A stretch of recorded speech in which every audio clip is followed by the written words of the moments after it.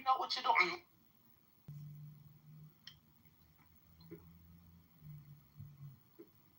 And I pointed out the last room, not just yesterday.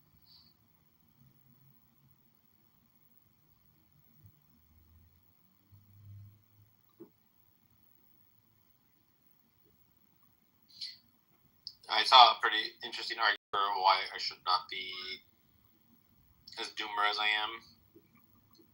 But it's like pretty complicated. It's like, listen, there's some chance we'll never build artificial superintelligence. Let's do that 10%. There's some chance of alignment by default via sufficiently strong behavioral training. There's chance that will solve the alignment problem with better methods. That there's some chance that the AGI couldn't actually kill everyone. And so each of these like probabilities keeps lowering their total probability. That like this is some scary fucking thing.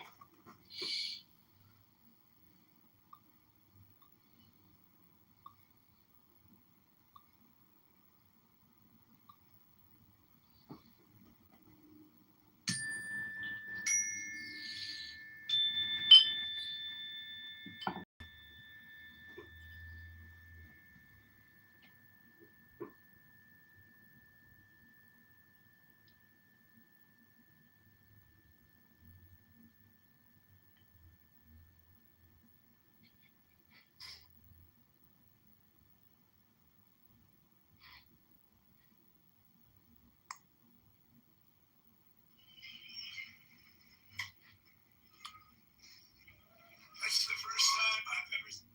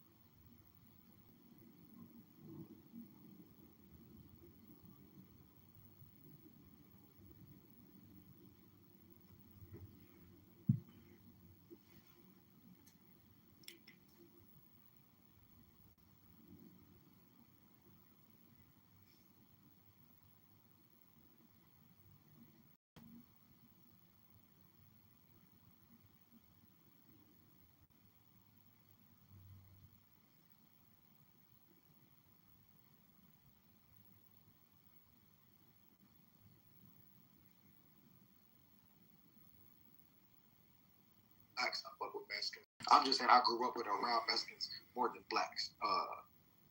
Population. I could be wrong. No, it is. And the car lobby. Yeah, it's all interconnected. Yeah, car lobby. Density. No, the South being more agrarian. Yeah.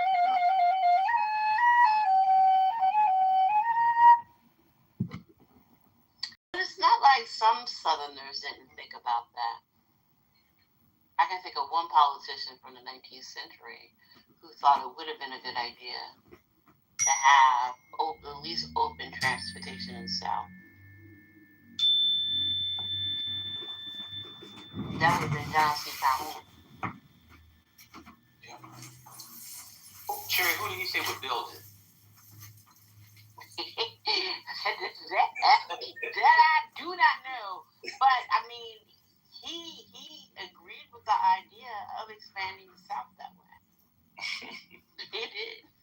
I think he was our ancestors building it. That's probably who. And you're probably right, but yeah, he did see, yeah, he went about it. But he was few. It was not many. But he does come to mind.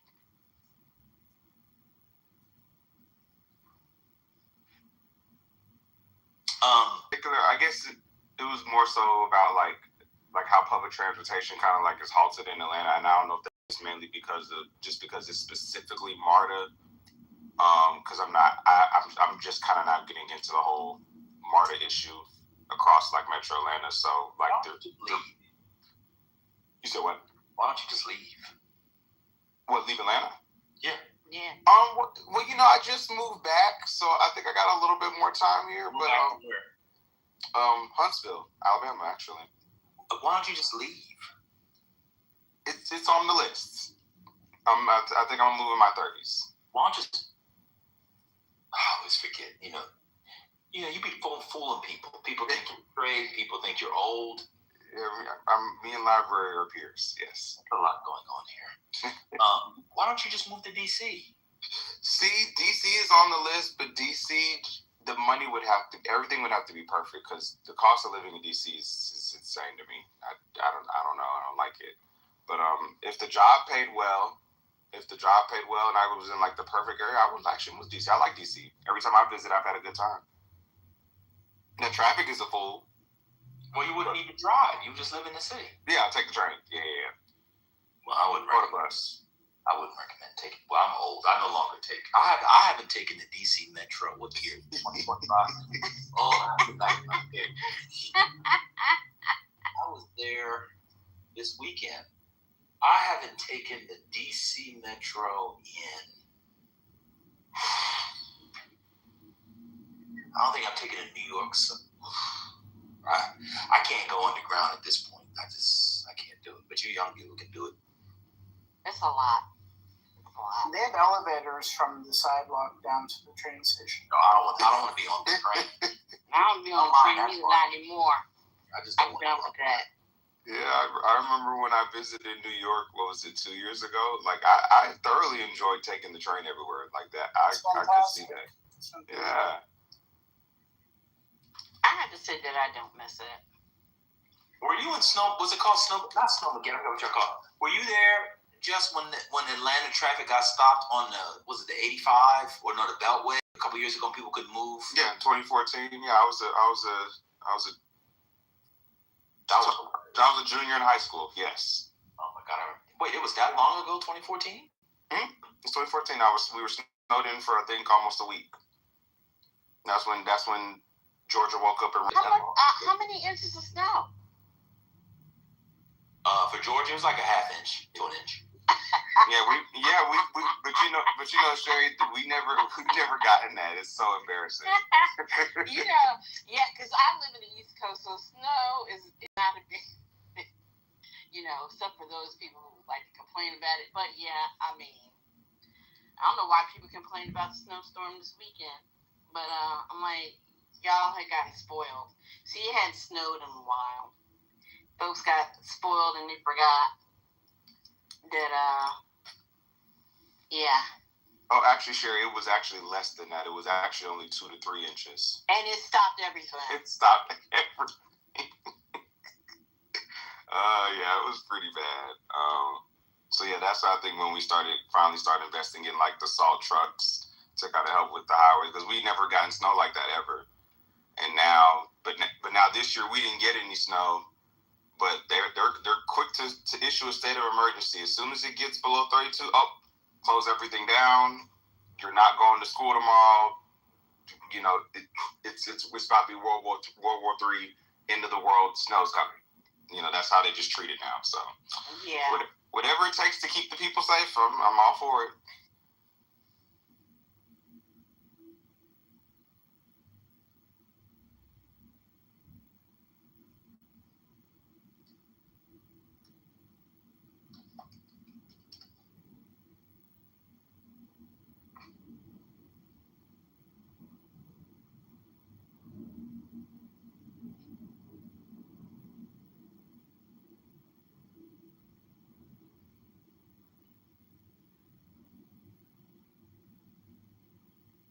I'm still happy about Stratton.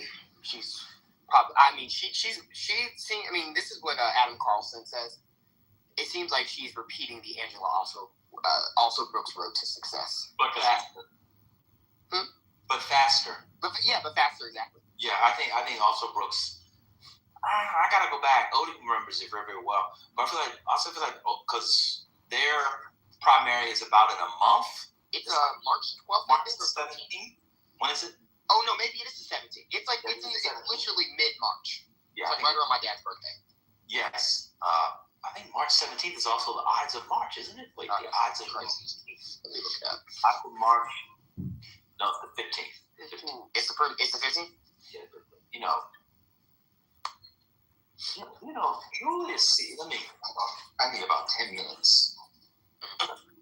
Julius Caesar. Uh-oh. No, Ides of March. the great. One of the great. Actually, I don't know how I forgot. One of the great moments.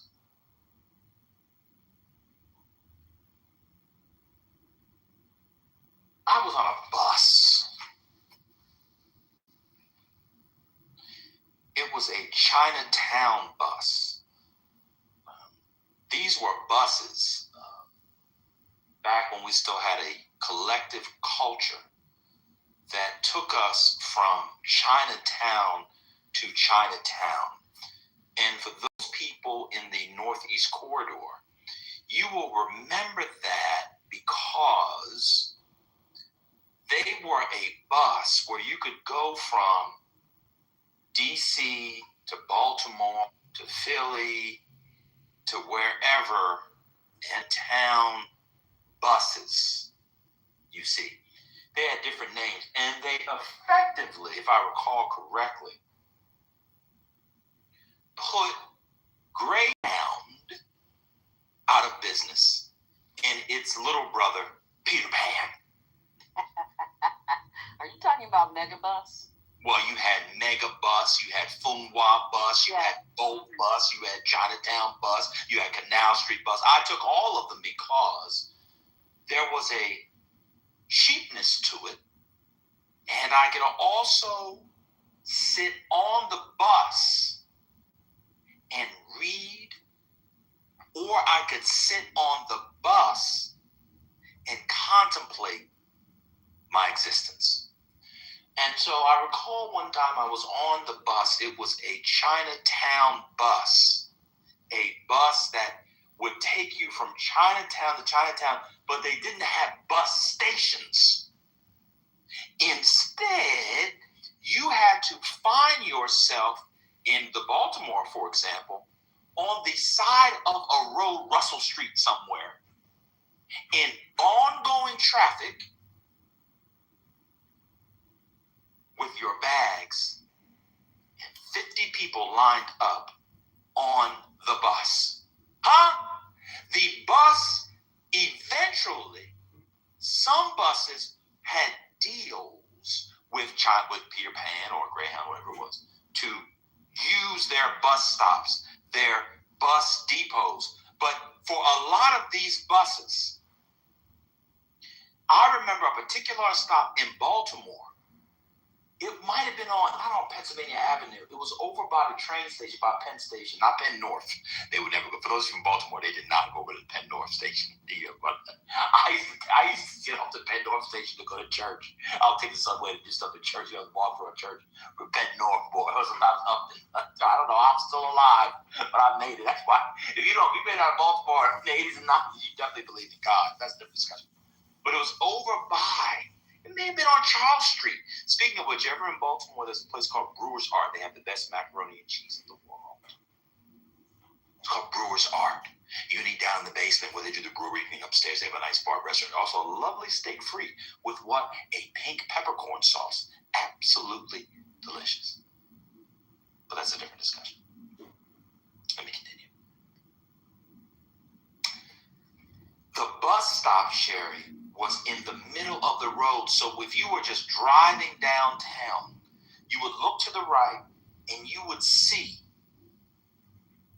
40 people on the bus.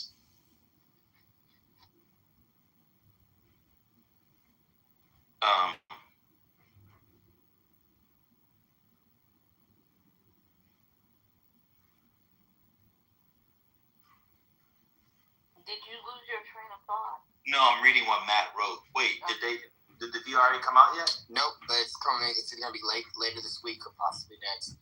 But Alito clearly has it, and I think the VR is on. Wait, why do you think he has it? Because of the fact that only he and Gorsuch haven't had any cases. Everybody else has had cases. I don't know. That would be very strange to me if he's letting Alito write it, but we'll see. I think Alito is also lazy. He's kind of not doing much anymore. I think he's on the way out. I don't think it's going to be Alito. I still have a hope. Anyway, the bus would see 40 people on the middle of the street. They were all with luggage.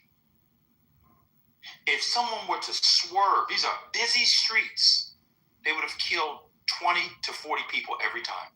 And yet for $10, $5 in some instances, one would risk their life to get on the bus. The bus would then pull up to the location and get on and let people get on the bus. You see. And so I was taking one of those buses. It was a Chinatown bus. A Chinatown bus which will connect you in the Northeast Corridor from Chinatown to Chinatown. You see. And so these buses, I was on one time. These buses were mobile, crime, interstate, federal crime scenes. If you went on the bus, you would have seen a multiracial population. Overrepresented would have been students at colleges and universities. What are you reading there? I'm reading my biology projects. I'm a pre-med, so I've got a test coming up on this particular biological mechanism. What are you reading? Some sociology, Durkheim. What are you reading? Oh, I'm reading in child psychology. It's a neo Piaget. What are you reading? It's just people, all kinds of people who were involved. It's like a lot of college students.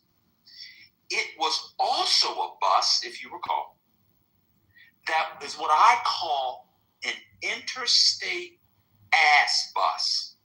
Because if you wanted to see one of your joints in another state and you didn't have money, you got on that bus.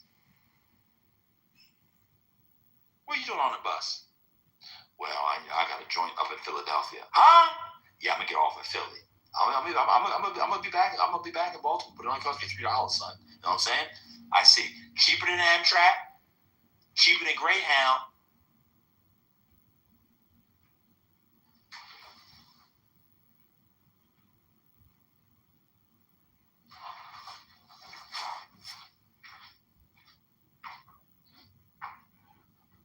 And the gag is, you might get there faster on the Chinatown bus than if you took Greyhound.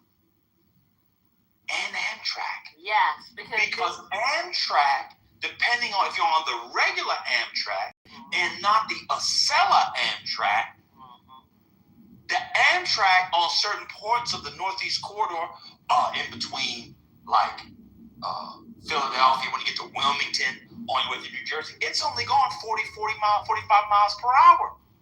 The Chinatown was a movie in the 80s. that was with Kurt Russell. It was Kurt Russell, of course. In the beginning of that movie, when they get to San Francisco, watch this. Watch what I just did. There was a character by the name of Egg Shen. Egg Shen, who ends up helping Kurt Russell and Wang Shi and Kim Cattrall's character Gracie Law, and of course Mao Yin, played by Suzy Pai, when he goes up against Lo Pan in the beginning of the movie, he did what? He was a bus tour driver in Chinatown, where? In San Francisco. And if you remember how Egg Shen was driving that bus, it was the prototype, archetype, tintype of how these subsequent Chinatown buses were driven by their bus drivers. In other words, they were reckless, they didn't give a fuck, and they got there however they motherfucking got there. Which is to say is that the bus for the Chinatown bus was often going 90 miles per hour.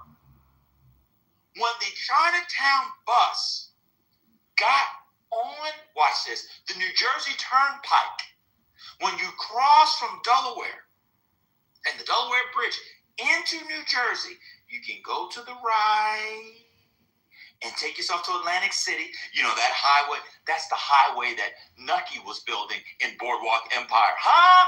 You can go to the right, or you can keep going straight. You can go, keep going to exit 6, I think it is, right around. They get 295, go to Philadelphia. I wouldn't recommend going that way to Philadelphia. I would go to the bridge the other way, but you can go that way. The Chinatown bus would get in the left lane, and it was going as fast as a fucking Ferrari, as fast as a Maserati. Those people did not give a fuck, and we never got pulled over. And then about halfway through the trip, they would stop somewhere for us to use the bathroom, to buy some M&Ms, to buy some Reese's Cups, to buy some, watch this, peanut juice. What happened to all the peanut juice? I went to get some peanut juice the other day. I can't eat peanuts in my home. I wanted to have a peanut chew. A peanut chew of a small dark chocolate treat with a little bit of nougat, peanut chocolate. I couldn't find it. I would stop then and get a peanut chew. I would also get, watch this, a bottle of water, because back then buying water was not the norm, but it was a luxury of sorts. So I would, of course, get, watch this, Evian water or a Fiji water, because Aquafina water tastes like dingleberry ass. You see. And so then you would go back out and you would see your bus driver, for the purposes of this story, let's call him A. So what were you doing? I had to check something on the bus. I had to check something on the bus. And all of a sudden there was smoke coming out of the bus. You then got back on the bus and you made it. You celebrated the fact that you made it to your destination. Once you celebrated that fact, you then realized the money that you just saved on a train ticket or a Greyhound bus ticket, you just spent twice that, because you went to a diner in the village and got a bacon cheeseburger with fries, which cost you $27 in 2003. But one time, and this is why I got to the story. I forgot. Why did we start the story? What were we talking about? Well, you were explaining, you said you had a Caesar story. There it is. One time, the bus was at a rest stop. And the Egg Shen, our driver, Egg Shen, said, "We wait for another bus." Huh? Won't start. It stopped working. And one person decided that they were going to be up in arms about the bus not working. And then someone asked her, "How often do you take the Chinatown bus?"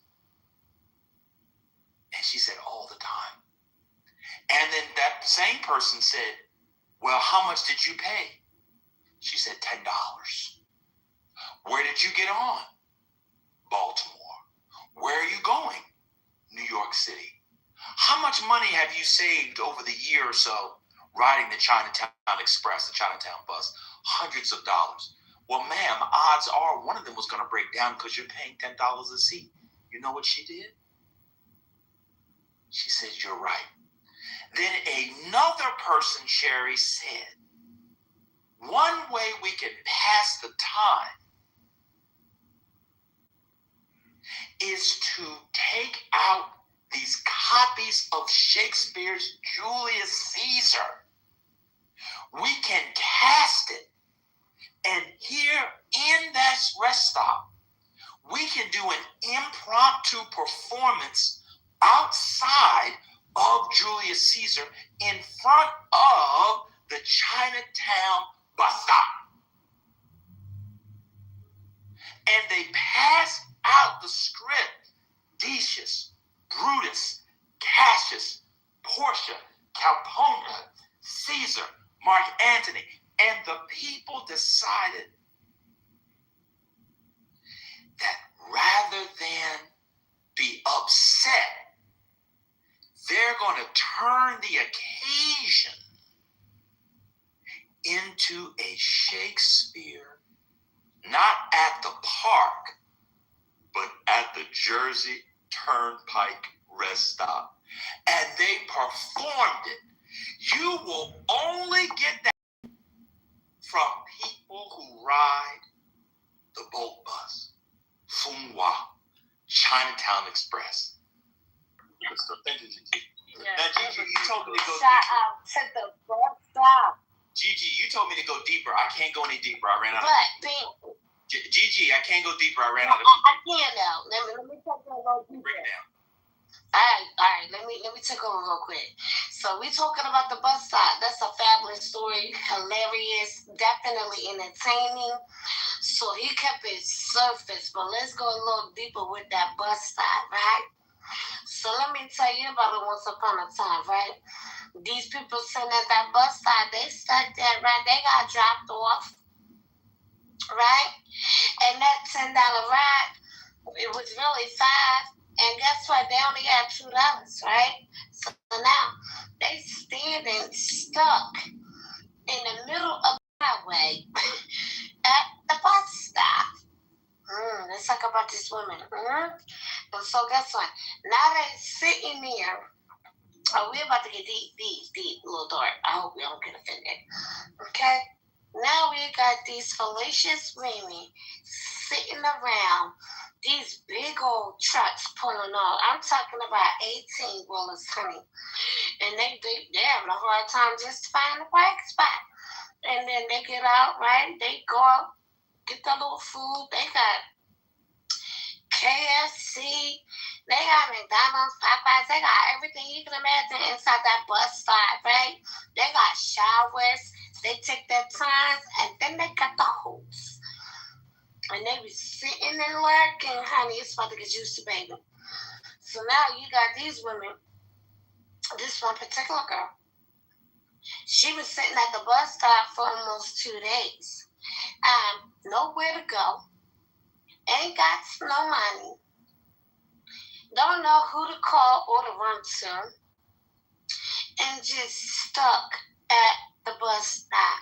And so when these heroes, these superheroes, these macho men, big and shit, they jumping up out the motherfucking trucks, look like football got them motherfucking place. And she like, oh, I need some help. So cause she wanna be, she really gonna need anything. But, she tried to be nice about it and stuff and say, can you buy me a sandwich or something because, she's starving. Honestly, it would be nice to buy her a sandwich because, she's starving, right? So they'd be nice. All right, they'll buy you a sandwich and go on their way out. She like following them to the truck. And they like to take a little nap because these are people that were driving 16, 15 hours straight, if not more. And so they like to go in the trucks and they like to go to sleep. And this bitch come by like this. And he's like, is somebody knocking on my fucking door? Yes. And he gets up out his comfy little cushion in the back. The peep. And it's I ain't even gonna say color, but it's a woman sitting out there looking like she needs some help. And so he like, what? And she like, I'm hungry. Can you help me? I'm just hungry. Can you buy me some food? I give you some service. And so him feeling bad because them truck drivers, let me tell you, first of all, they ain't broke. Some of them truck drivers, they make over 6 figures, honey. Them long. This is a nasty story. I'm telling fat style, but next thing you know, he looking like she need a few dollars. He been on the road for probably 5 days. Why not get this off real quick? Okay. You feel like you're doing good to the community, right? You give that. And so you let the girl in the damn car. Next thing you know, she all over you. She all down there, baby. Doing all freak night in the back of the truck. And this is where it's going to take a twist. And this is a warning to everybody, so y'all know not to do this shit. Next thing you know, this girl had a rope around her head. And she didn't even see it coming. Okay?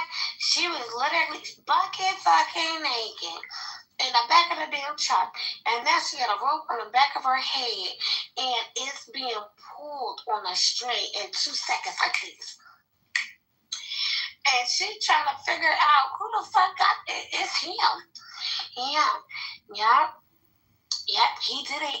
And now you're in the back of his goddamn big ass 16, 18 wheeler truck with a rope around your head, bucket fucking naked, and just up and stuck. And the man that you thought you seen when you first looked at does not look like the man you looking at now. That's right, honey. He on top of you. He got your ass tied the fuck up and pig style, bitch. Yes, he gave you that lunch though. He gave you that lunch. He did. And you paid for that, bitch. You paid that price because your ass walked the fuck up in that truck though. And then now, she's stuck in the back trying to figure out, oh my God, is this nigga really trying to kill me? Yes! He is! Dummy. That's why you got the rope around your neck. So now, you got to figure out how you going to get your way up out of here. So you just start fighting. Now I'm having fun to get the fuck out, right? And guess what? Oh, he had his goddamn fun, baby. Yes, he did. He had his fun, honey. And then as soon as it was time to, get the fuck out, this ain't no happy story. This ain't no happy ending. I can make it one if you want me to. Do y'all want me to make it a happy ending or not?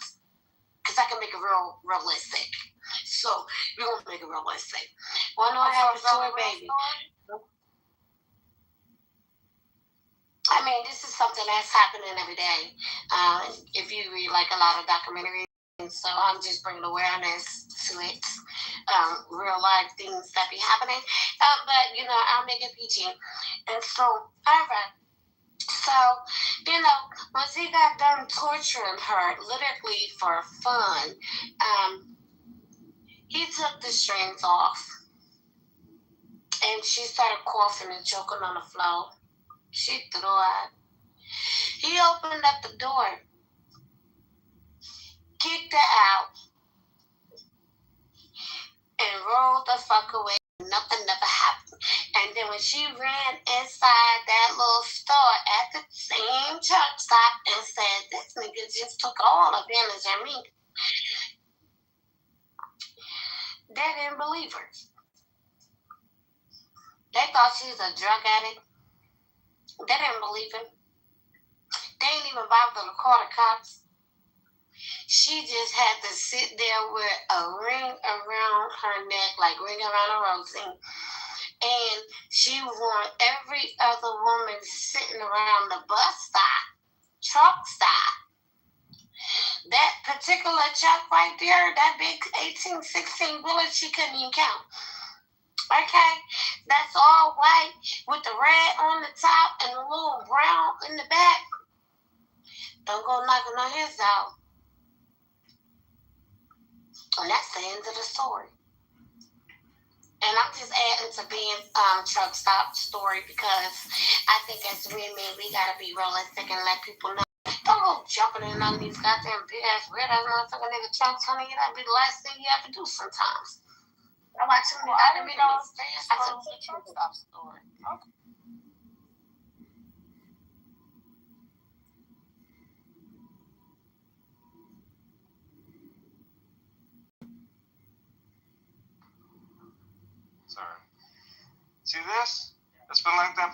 nuts, and I'm as happy as I've ever been in my life. You know? Are you gonna buy a ring for your fiance? You're not even gonna believe what I did, man.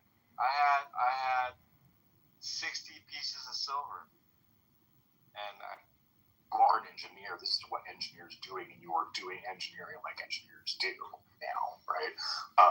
And it's amazing, and I'm just loving everything about that, right? And what what you quickly discover is that Claude points out, and what you immediately described in what you're building is that not that Claude doesn't make you over engineer everything. You've been under engineering.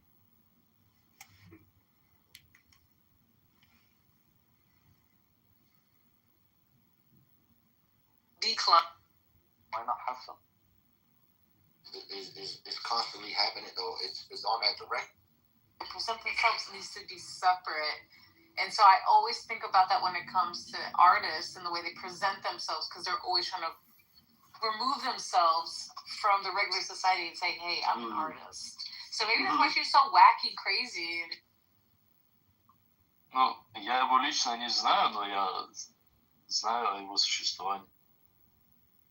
Но он не мой приятель. Я думал, это ваш чемпион. Да, он наш чемпион, но я лично его не видел никогда.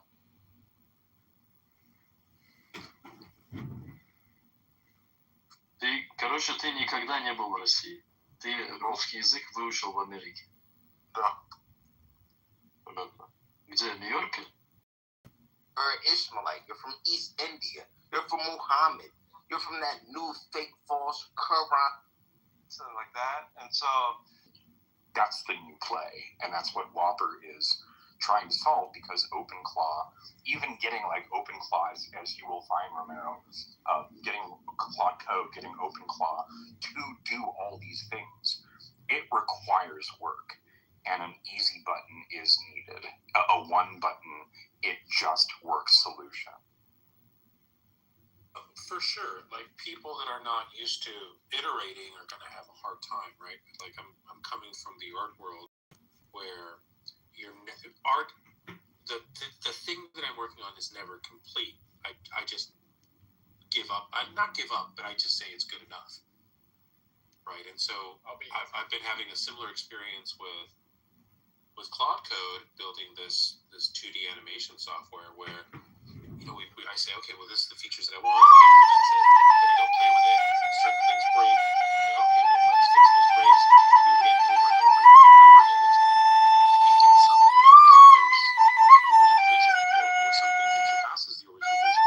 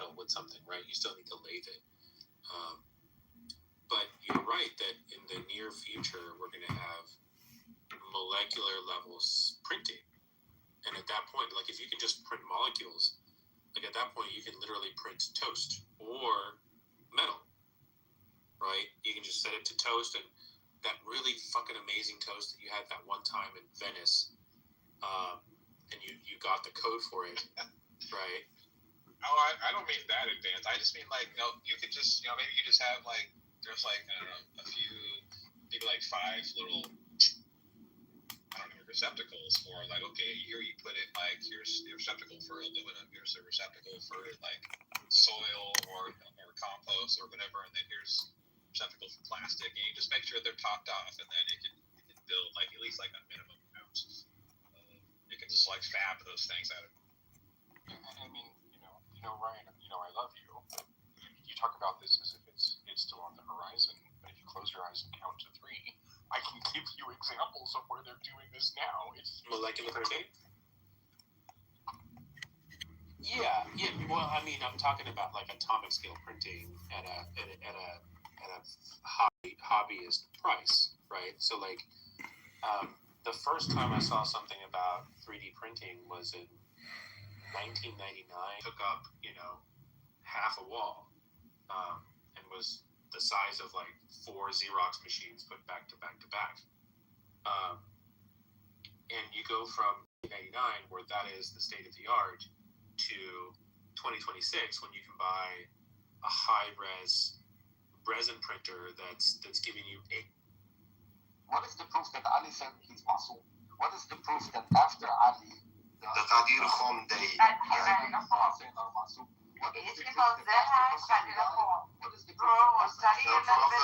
The Prophet Muhammad said that after me, it's going to be the book and my family. Whoever I am the leader of, Ali is the Okay, leader I'm of. willing to accept. And the green is the event of Qadir Qom, which completely is the Yeah, that's proof. I'm not even gonna debate what that means from a Sunni perspective. I'm willing to accept it. The Sunnis have it in the Hadith. No, hold on. I'm gonna accept it from a Shia perspective. The Prophet said, Right, accept it from a Sunni perspective. Yeah, Allah, Nargis, why do you do this ADHD shit, bro? Calm down. Give and take, bro. I'm accepting your narrative that the Prophet said, I'm leaving the book and my family. Bro, I'm not speaking from, one second, I'm not speaking from a Shia position, I'm speaking from an academic position. Yeah, I'm the academic position. Okay, sure. So, given that the Prophet said, I'm leaving my book and I'm leaving my family. Yeah. Why do Shia ignore the rest of the lineage and the rest of the family? Why is the focus only at Hussein and the descendants from his Persian wife? Why aren't all the lineage of Ali Masul? And why aren't they imams? Because if you read church view, and if you aren't qualified to go through that, then it's a fully legal process because the quote unquote exceeded right. I know you ain't no pussy about it. Wesley from Texas. Yeah. Wesley, yeah. And Doris, I haven't heard from him in a long time. He came in here and started talking about like spreading butt holes and having a girl lick his asshole when he jerked off and shit. He got quiet. Oh, really? He said that? that? Oh, wow. Yeah.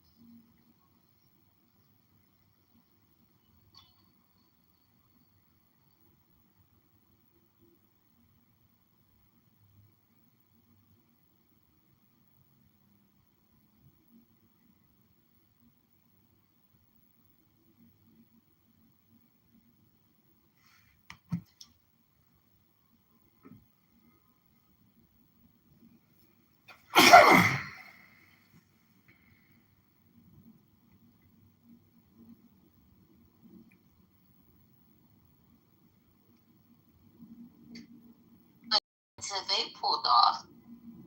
So he sat there. There is.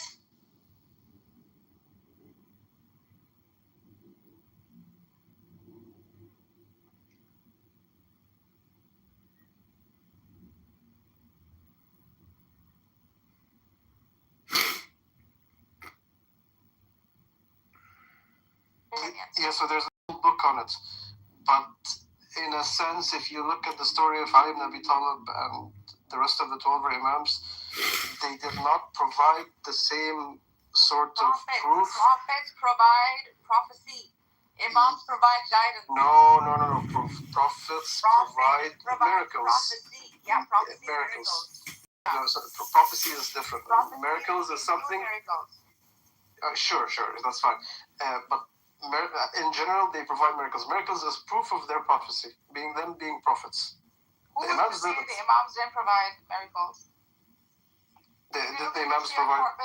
Did the Imams like walk on water, or did the Imams? Yeah, much more than that. They control the universe. Okay, fair enough. All right. That's why I'm saying you have to look at the corpus, right? They too make that claim. So. Okay. You know what's wrong with Nargis? You just need to study each corpus and objectively look at it without judging it or anything. Nargis, please. And if you do that, you're not taking a side. You're just looking at it from the outside. It is completely fine to say, I want to come at this from an objective academic perspective. Yes. That's completely fine. Hold on, stop interrupting. This is the wrong that you do. When we're saying from an academic objective perspective, it doesn't mean that you're going to look outside of the realm of Islam. You're looking academically and objectively inside Islam, which means that you have to accept certain things. You have to accept that Muhammad was a prophet or a self-proclaimed prophet. Okay, you have to accept that. And then when we ask for the evidence, why are these masooms and the others not masoom? If the original text that you're basing this off is I'm leaving the book and the family does not specify a single lineage of the descendants of the prophet. It specifies all the lineages descending from the prophet. Right? So when I say academically and objectively, explain to me why these imams are the only masooms and the ones that Shia follow, and not the rest. You can't say, it's all fake. It's based on Nahj al-Balagha book. Of course, okay, sure, but what in Nahj al-Balagha? What is their evidence presented? Because even if when you're dealing with this academically and objectively, you have to come at it from the realm of Islam, not outside of Islam. Outside of Islam, you can say, Muhammad was not a prophet, Islam is fake, and end of story. So what are we debating? Come on, bro. Use some brain. Even if you're doing an internal critique, okay, you have to do the critique based on both corpuses. And this is how a true academic would look at it, for not to hold a position, but to hold truth value. You're trying to figure it out, right? So to say that prophets had miracles, right? No, you did a fallacy in the chat. Why only Musa and not Harun? Yeah. Give me the evidence from similarly, right? No, because the text that we're dealing with academically claims the prophet left the book and the family. That's the initial text. When you dissect that text and you scrutinize the Shia set on the basis of that text, then the question rises: why don't the others? Why one and not the other? Disingenuous. You can't bring up Musa and Harun dichotomy. You cannot do that. Of course you can. Similarly, how can you do that? Because that's the claim. That's the claim. You're basing the masooms on the basis masooms are nothing but leaving the book and the family. Yes or no? Yes or no? Yes or no? Yes. Okay. Leaving the book and the family. Then objectively speaking, why only the lineage of Hussein and not Hassan? Because just like how prophets are picked one at a time, right? By God. That is the claim within them also. Because we're accepting the premises in Islam, and we're accepting. They are saying it's the same continuum. They're saying the same methodology follows with Imama also. The evidence. There's no evidence for prophethood. You provide me evidence for prophethood. Are you dumb? No, I'm not dumb. If you're going there, all of these are faith claims. These are faith claims I have faith there for. There's no evidence for anything. These are all faith claims. No. This is what she does. This is the most. Then you're providing me no evidence for prophethood. Lowest form of academic. What did I say? Steal man me. No, hold on. Excuse me. you accept you accept initially that the story of the Masums comes from a text by the Prophet that he's leaving the book and the family. And then when we come to scrutinize the Masums, you claim, well, show me that Prophet is real. And I'm saying it follows the same principle. It follows the same. If you just allow me, the parameters of the academic. There is no such thing as like providing for it. The initial. That the prophet is the true prophet. The parameters, Nargis Habibi, Aziza, the parameters of this conversation is set on the initial acceptance of the text by Muhammad, which is a you faith can't go claim. outside of that parameter. I'm making that too is a faith claim. There is no way you can provide me evidence that this person in Arabia, 7th century, who proclaimed prophethood is the true prophet. It's because you have faith here, right? I understand that. Okay, same thing with them also. We are debating on the basis that Shiism, it came from Islam, it is an Islamic sect. Those are the parameters. You cannot go outside of those parameters and start talking about Christianity. Are you dumb? What are you talking about? I'm following the same premises. Okay, Goo, can you help us out here, please? Can someone logical come in, please? Because this requires we're debating Shiism.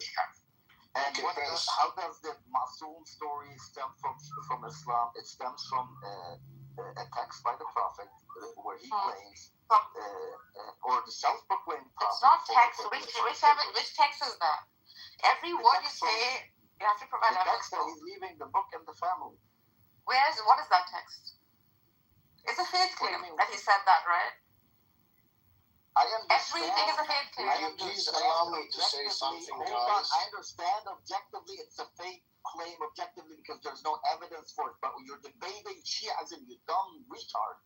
So you have to accept everything. That's why I'm saying that too. Their belief is based on the saying of the Prophet. You're saying why one, not the other, right? Everyone is Masoom. Why one, not the other?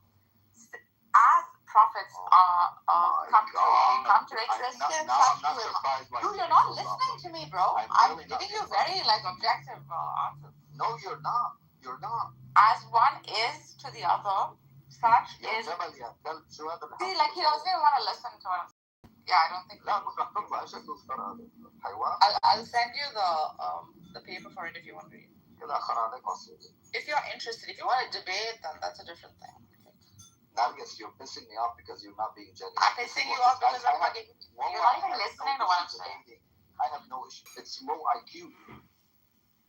You can't, of course, there's no evidence that Allah exists. There's no evidence. Nobody can prove that Allah exists. Nobody can prove that Muhammad was a prophet. But that is I can prove that God exists. This conversation. What do you say? I got evidence. Bro, please indulge in logic a little bit. You can easily prove God's existence. You can easily prove a worldview. Okay? That's not even the topic. So don't make claims like that. It just shows that the topic is Islam. When you are writing a research paper and you want to scrutinize Sunniism and Shias, you're going to bring the Shia theology. You're going to say, listen, these guys believe that they have 12 Imam Masums because on the basis of an initial text by the Prophet claiming that he left the book and the family. The family is his family. So all those descendants of his family are Masum.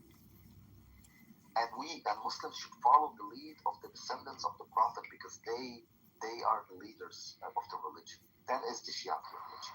PTR, this is Tehran in the future.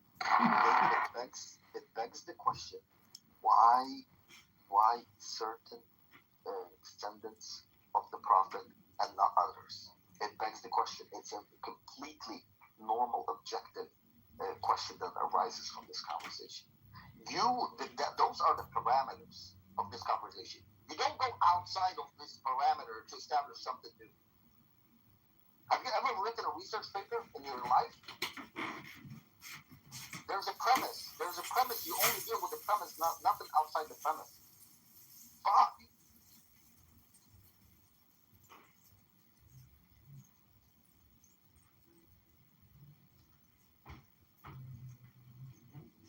Assalamu alaikum wa rahmatullahi wa barakatuh. Good afternoon for everyone. Like, I don't understand the argument here, yeah, Prince. Like, I wish you can help me out. Like, because, like, her first claim was, like, you can't prove, like, the existence of Muhammad, right, yeah, Prince? No, Or some. no. I did not say that. That's not the Okay, she was talking about Masoom, right? That's not for me, bro. I'm existing.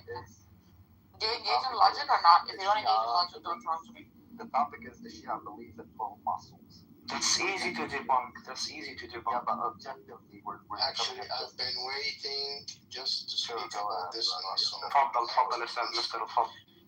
Yeah, I'm gonna go logic as much as I can. You see, Masoom, just talk about Masoom. What's the meaning of Masoom? First of all, our Prophet Muhammad has Masoom only for giving us the religion. But as a human being, he made mistakes. Like there is in Surah, عَبَسَ وَتَوَلَّى إِذْ جَاءَهُ الْأَعْمَى.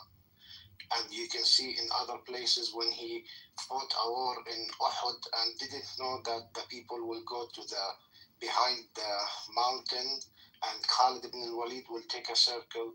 You see, he's a human being, but whatever comes for giving the religion, he have isma. And this, how do we know?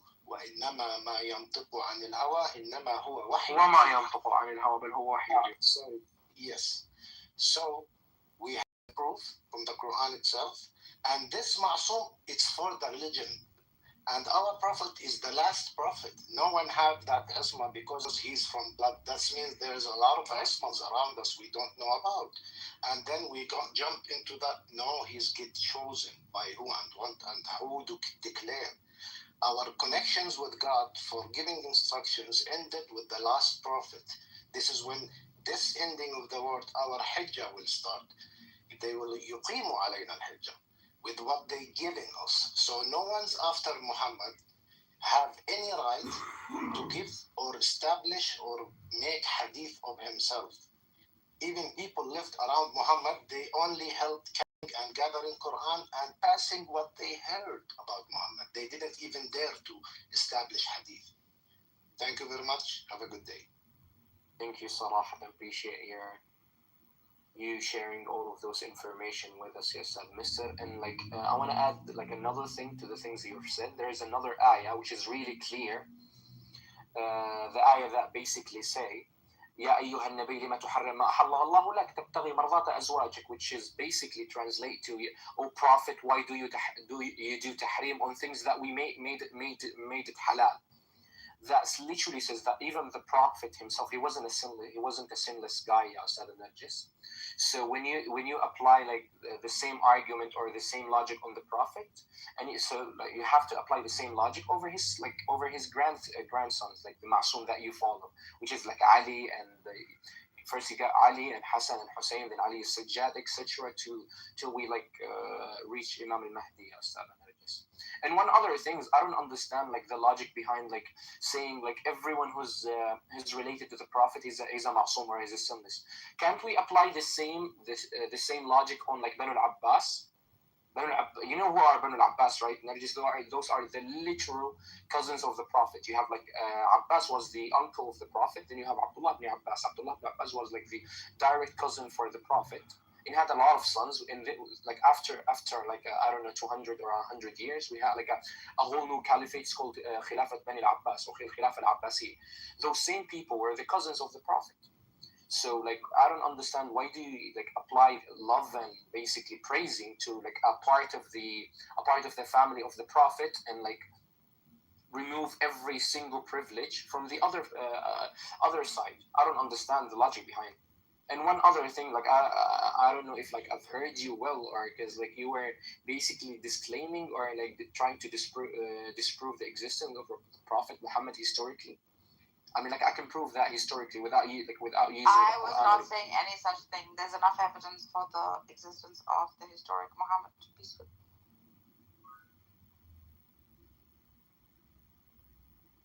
I would be mad and crazy to make a claim like that. We have enough evidence. In fact, a bit too.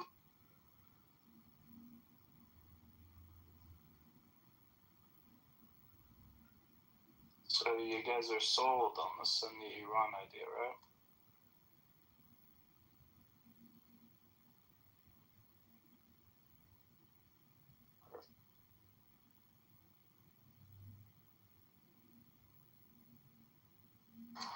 yeah, I think Sunnis should totally dominate the Middle East. Hell yeah, go. Because Sunni dominance means American dominance. Fuck you. You're just a little bean in the machine, bro. Well, I'm still a Roman citizen, so. America is not Rome, bro. Yes, it is. So Rome was a fucking Jewish, It's the closest thing Western to liberal democracy. In terms of how the United actually, States. in the beginning, yes. This Dutch Cope, oh my god. No, in the beginning, Rome was very much a Jewish-controlled empire, like the original Rome, right? And we subsumed it later. At the end of the day, we don't need states. Now, to the extent we have states, yes, all states are satanic, so I'd rather be on the side of the winning one. And guess what? The Jewish lobby did influence Rome back then as it does now, right? When they lobbied Pilate to kill Christ. That was the Jewish lobby. Yep. So it sounds like these are Jewish empires instead of Roman empires. So this is just the new Jew empire. Well, look, history always repeats itself, right? History always repeats itself. Ultimately, Rome will do exactly what it did in 70 AD. It's only a matter of time. This is why Netanyahu was warning about the next battle with Rome. He doesn't care about Palestine. No shit, he doesn't care about Palestine. He conquered Palestine. The thing is, the Jew, at the end of the day, his greatest fear will always be, people like Francis and Leo. This is what keeps them up at night, nightmarishly. I mean, it's just true. Like, this is so true. This is literally who they hate and fear more than anyone else. These are their best friends. No, bro. Pope Francis is These are the best friend. their best friends. Pope Francis is the best friend of the Jews. No, the new Rome. Oh, you're talking about America. Your new Rome. Yeah, I'm not talking about state. He's talking about ecclesiastical Rome, not civil Rome. Yeah, civil Rome. What does that even mean? Okay, civil Rome is basically the West. Western states, Western hegemony, blah, blah, blah, blah, blah, right? We don't need that. But to the extent it exists, I'm more than happy to, benefit from it. Since every state is somewhat satanic, yeah, I might as well be part of the most powerful one. And the most powerful one that I'm part of might as well rule, right? So yes, I do support, in that sense, civil Rome. So look, you have pipes. Yeah, sorry, go ahead. Bro, this is capitalism, bro. I don't know. Jack, the same way the Jewish lobby 2,000 years ago leveraged the Roman state to kill our Lord Jesus Christ, they're doing it now with Rome to try and get Rome to deal with Persia. It's the same shit. Yeah. God, bro. If I was a Mexican, listen, if I was a Mexican or African Catholic, I would cope like this too. This is actually true. Like, we don't need simple states whatsoever. Like, I mean, we'll still have our faith, with or without, a million and one empires. But why doesn't Rome respect the Pope? Why don't they respect Catholicism? Well, I mean, they never originally did. I mean, they crucified Peter. The upside down cross. Like the Christian version of Rome. Yeah, I'm saying, we didn't say this version of Rome is Christian. We just say civil Rome. The only Christian Rome that exists is the Catholic Church. Everything else is just like, fucking hell, how can these guys not score? The truth is, none of the two Abrahamics, baptized, none of the two Abrahamics need a state to establish religion. You're right. Yeah, no, we don't need Beautifully said. There's only one amongst them who requires a state to establish land. I'm just saying, ideologically, no ideology requires a state to assert truth. Right. This one particular religion, Judaism, happens to be the only freaking religion that requires a state to assert its truth. Narcissus is actually correct. Like, when you see Catholics, like, in the civil sense, Rome worshiping and being like, oh, Pax Romana, Pax Americana, it's really just like, how the fuck do you not play the Sorry. It's really just a civilizational adoption LARP. We don't need it. I mean, if the West requires turns around tomorrow, material to assert godhood. And how absurd is that? You need land on Earth that is temporal, okay? For the eternal and transcendent. For eternal to exist. How bizarre is that? How illogical is that? How materialistic is that? Exactly. What kind of truth is that? It's false. Which is why we divide between ecclesiastical Rome and civilizational Rome. Now, ecclesiastical Rome, like we said, we don't need a single state. Now, civilizational Rome, yes, is it satanic? Absolutely. But so was it back in the days as well. Now, it's also where I'm from. So, I might as well have, the place where I'm from be the powerful satanic state, since all states are kind of satanic, Logical truths. Islam and Christianity that expanded still didn't require a state to assert their truth value.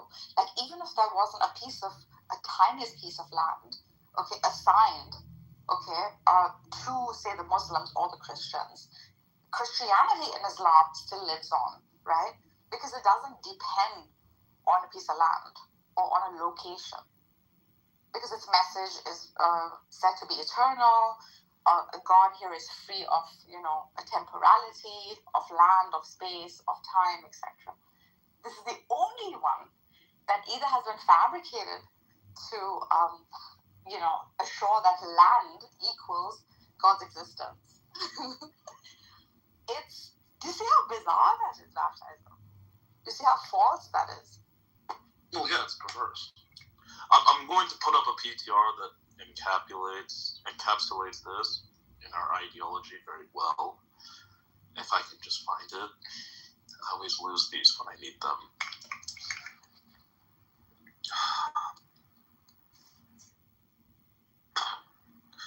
Oh, okay.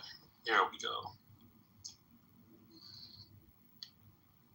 Refresh, Norges.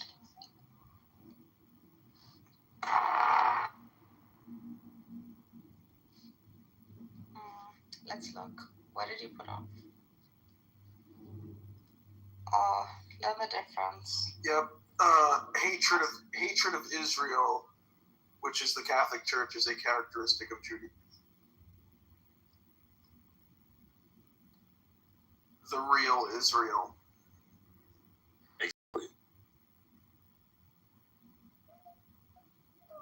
This guy just said Berbers ain't brown. Bruh, come on. Find pics of Algerians that look way whiter than them, and they're just cow pink, bruh. Telling you, bruh. I don't know how y'all ended up blacker than us. That's funny, dude. I've seen North Africans that look way whiter than Southern Spaniards, and they cope about it. Some of the Spaniards are like, well, according to these genetic cluster maps. I'm like, bro, if you have to pull out scientific maps to prove that you're white, you already lost the plot, bro.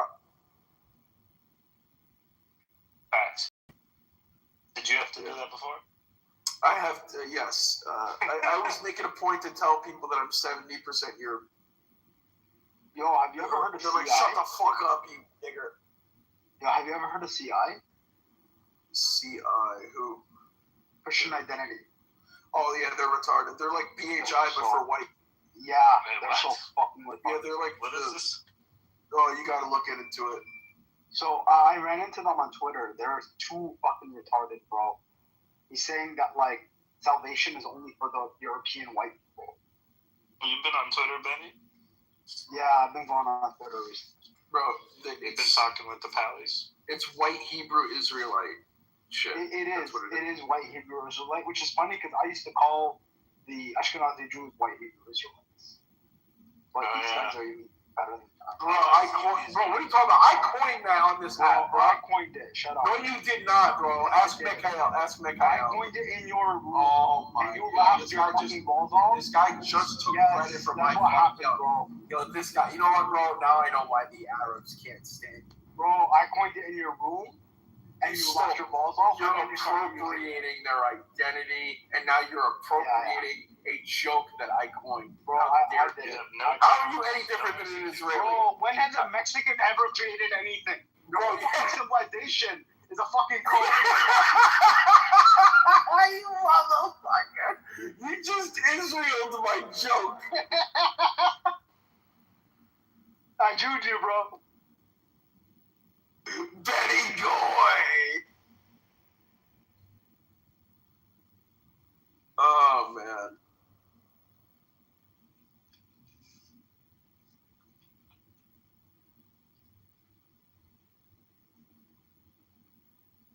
Man, the life of a guy.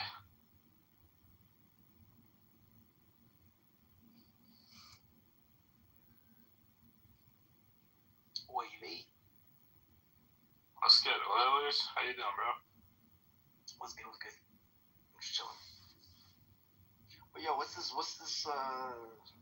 fucking cracker Hebrew bullshit? What are they called again?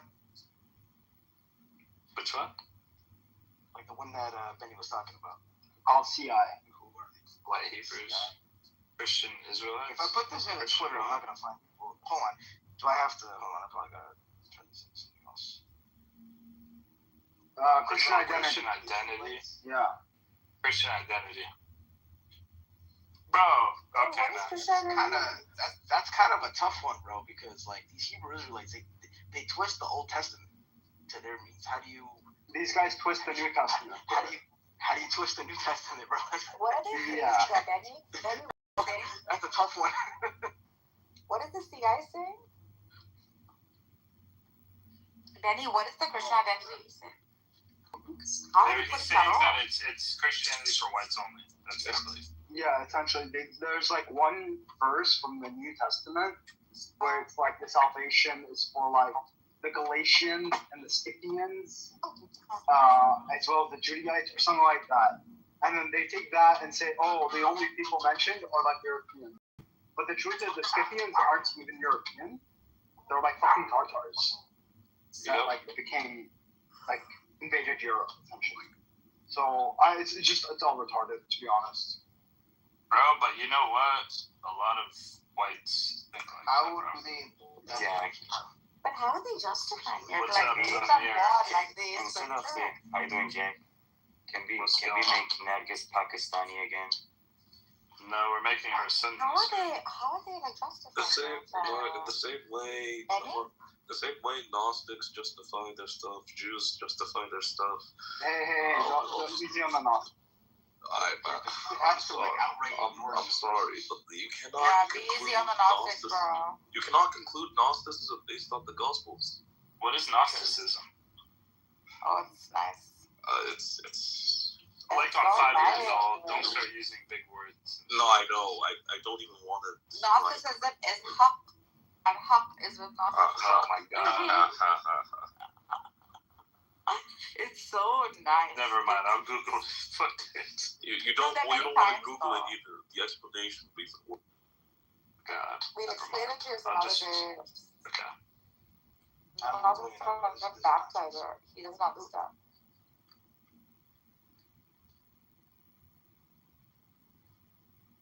Wait, Why are you not attracted to it? Baptizer, why are you not attracted to it? Like, what about because it's false. No, I do agree that it's hard to justify Gnosticism with the Gospels that we have. That's why the Gnostics have different Gospels. They say that the truth is actually a different Gospel. So in that respect, I agree. It's false. So. I mean, the thing is that the Gnostic Gospels are just as old as like the Gospels that we have. So you can say they're false, sure, but like in terms of historical legitimacy, I don't deny their historicity, right? But did they come from Christ? Did they come from his apostles? Did they come from the churches? They claim that they do. That's the thing. Yeah, they claim that they do. But here's the issue. Who is this? Hello, guys. Hello. The issue is history shows that these guys did not hide their message. They were very public about what they were preaching. They were very public about what their churches were preaching. And the people who hated them were like, yeah, these guys would run into our synagogues shouting, Christ is Lord, and blah, blah, blah, blah, blah. Well, no, the Gnostics also say Christ. Yes, but not in the way that Gnostics claim it, right? So the idea that the core claim of the Gnostics is that our knowledge is hidden. We were buried underground. We were in secret, right? The idea that Actually, the Gnostics were very open about their teaching in the early years. The Gnostics are the very mystics of Christianity. Like, if you don't understand, just because they're not reading it like as apparent scripture, as apparently as like some a layman would read it, it is not to say that the Gnostics did not realize or manifest the truth in between. This is what Gnostics do. Their reading is just a bad, self-serving reading of scripture that says that at the end of the day, salvation. I hate having discourse with people who have opinions, rather than providing evidence. Okay, I'm telling you what they believe. We know what they believe. We know that, yes, they all believe that at one point, ontologically, we had the same nature as God, degraded into what we are, blah, blah, blah, blah, blah. Okay, so I don't need God. I just work my way back up to being like God. I don't need him to save myself. I can save myself. It is not to say you are God. It is to say you are in the image of God. This is where, like, you're not understanding the whole philosophy of it. It is as much to say that you are the reflection of the man and not the man himself. Why are you guys bringing the Bible and the Quran in space in there? Well, they're the ones who brought it. It's not me. You just get angry and try to help them. No, I need to stop debating people because I'm getting angry and I'm not even on steroids, which is exactly. It will make you rage. I just told two. But you're extremely disingenuous. I didn't even present my case. That's the sad part of it. You didn't even listen to. I'll tell you a paper. Maybe you can like study it not as a debate. Can I ask? Not as a debate, but more like there's so much to it. There's so many elements. Despite for Benny Adam, I'm willing to assign him judgeship on this with Baptizer. Okay. Benny and Baptizer. We are debating Shiism, right? And we're debating it from an academic objective standpoint, right? So what are the parameters? The parameters are Islam. So when you're debating this, these are, You went to cut out. You said the parameters are Islam and what else? No, we're debating Shiism. So the parameters, the logical conclusion of the premise is that the parameters of the premise are within Islam and Shia theology. Okay, so my question was to Nargis. According to Shiism, they believe in 12 imams, from Ali. Starting with Ali and his descendants, right? My question was, why are all the descendants of Hussein compiled the majority of Masums? Where are the descendants of Hassan? Why specifically the descendants of Hussein from his Persian wife? Why? So initially we started, why even have Masums? Well, the evidence is that the Prophet said, I'm leaving the book and my family. That's fine. That's the parameter. I'm leaving the book and my family. So given that the Prophet said he's leaving his family to the Muslims to lead them from a Shia of Hussein from a Persian wife. And then she goes outside of the premise that we're debating and said, well, how do you know that the prophet is a prophet from God? How do you know it's all fake? Okay, granted, it's all fake. We're debating this academically. The academic text is that the prophet is leaving, or the self-proclaimed prophet is leaving the family, the book and the family. So the logical question that arises from this is why this specific lineage of the family and not the entire family? Am I wrong, Benny and Baptizer? Well, I mean, the thing is, it's not necessarily a strong argument for or against, because, like, okay, you can have, because as long as it's within the descendants, it doesn't matter particularly which line. But for the same reason, it doesn't matter particularly which line. It also doesn't matter if it just comes from one line either. So it's just not really like No, I understand, but no, I think it's more so a paternal issue. No. They're making the argument that it's a faith claim, much as prophethood is based on faith claim. If you're doing an internal critique, right? Much as any prophet who comes forth and says, I have received a revelation. Misunderstand is the same premise of. No, you're misunderstanding. This is what they're setting out of the realm of the conversation. This is what she does. No, I guess what No, you're not. No, Prince. I think what it is. I don't know much about Shia, but I think what it is about the lineage, right? So, Muhammad never left a male not about lineage. This is why you need to define each term, right? I don't know. I think it's more so. Who's an imam? Is it lineage based? Is it not? Like these are things you need to establish. I'm asking you an academic question, regardless of what you know. Yeah. Like the it's not academic. It's an internal critique. No, like the speech of Ghadir.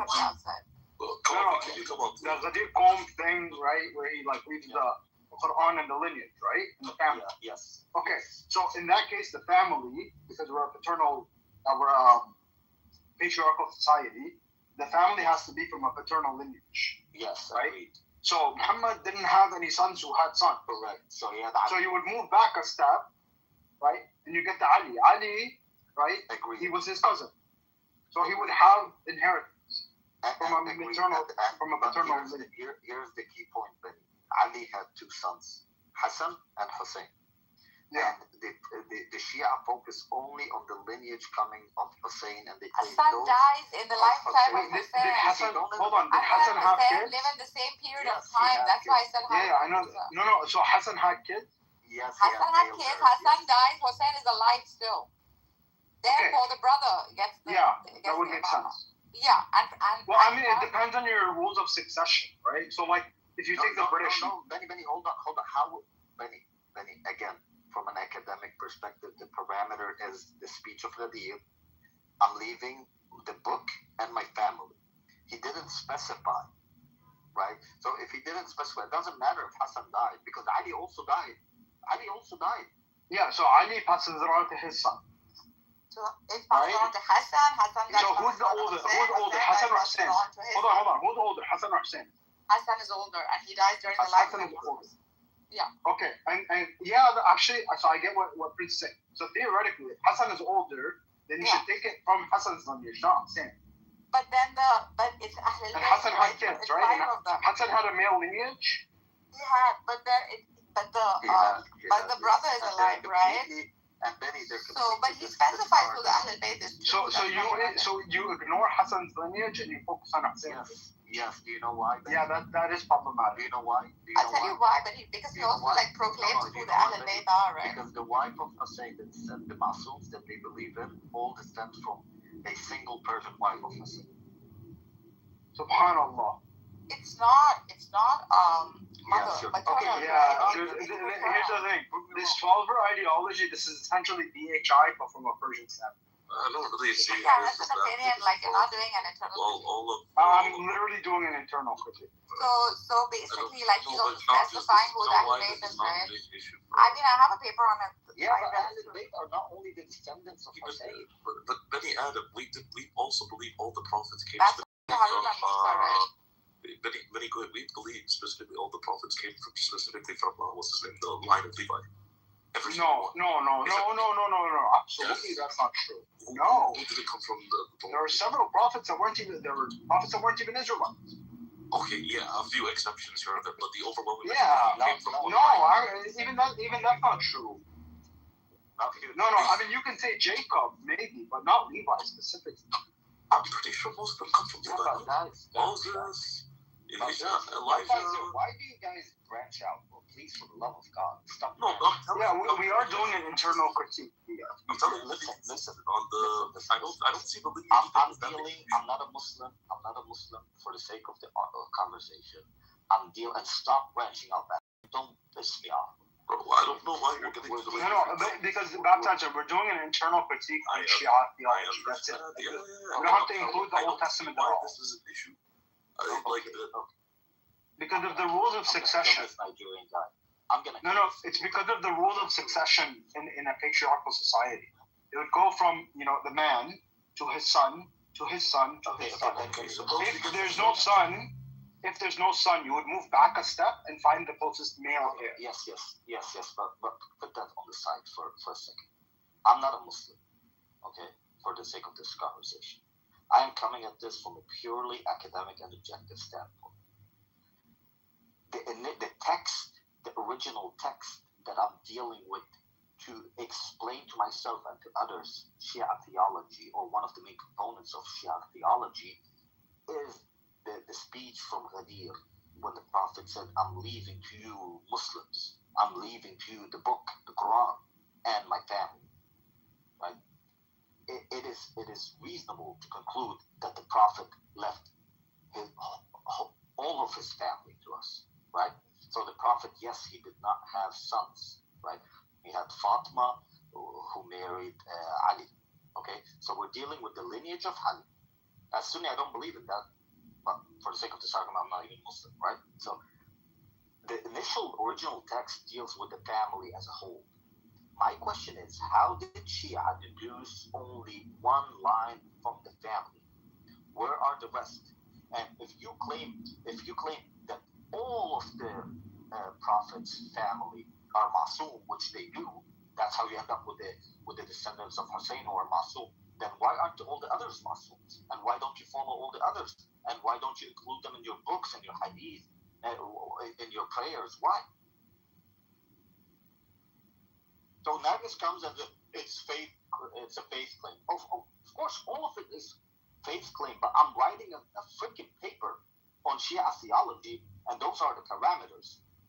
You want to talk about Jupiter? You get it? Hello. معلش برنسيسة ما تزعليش. شكلك طبعا. أقول لك على حاجة. طب look.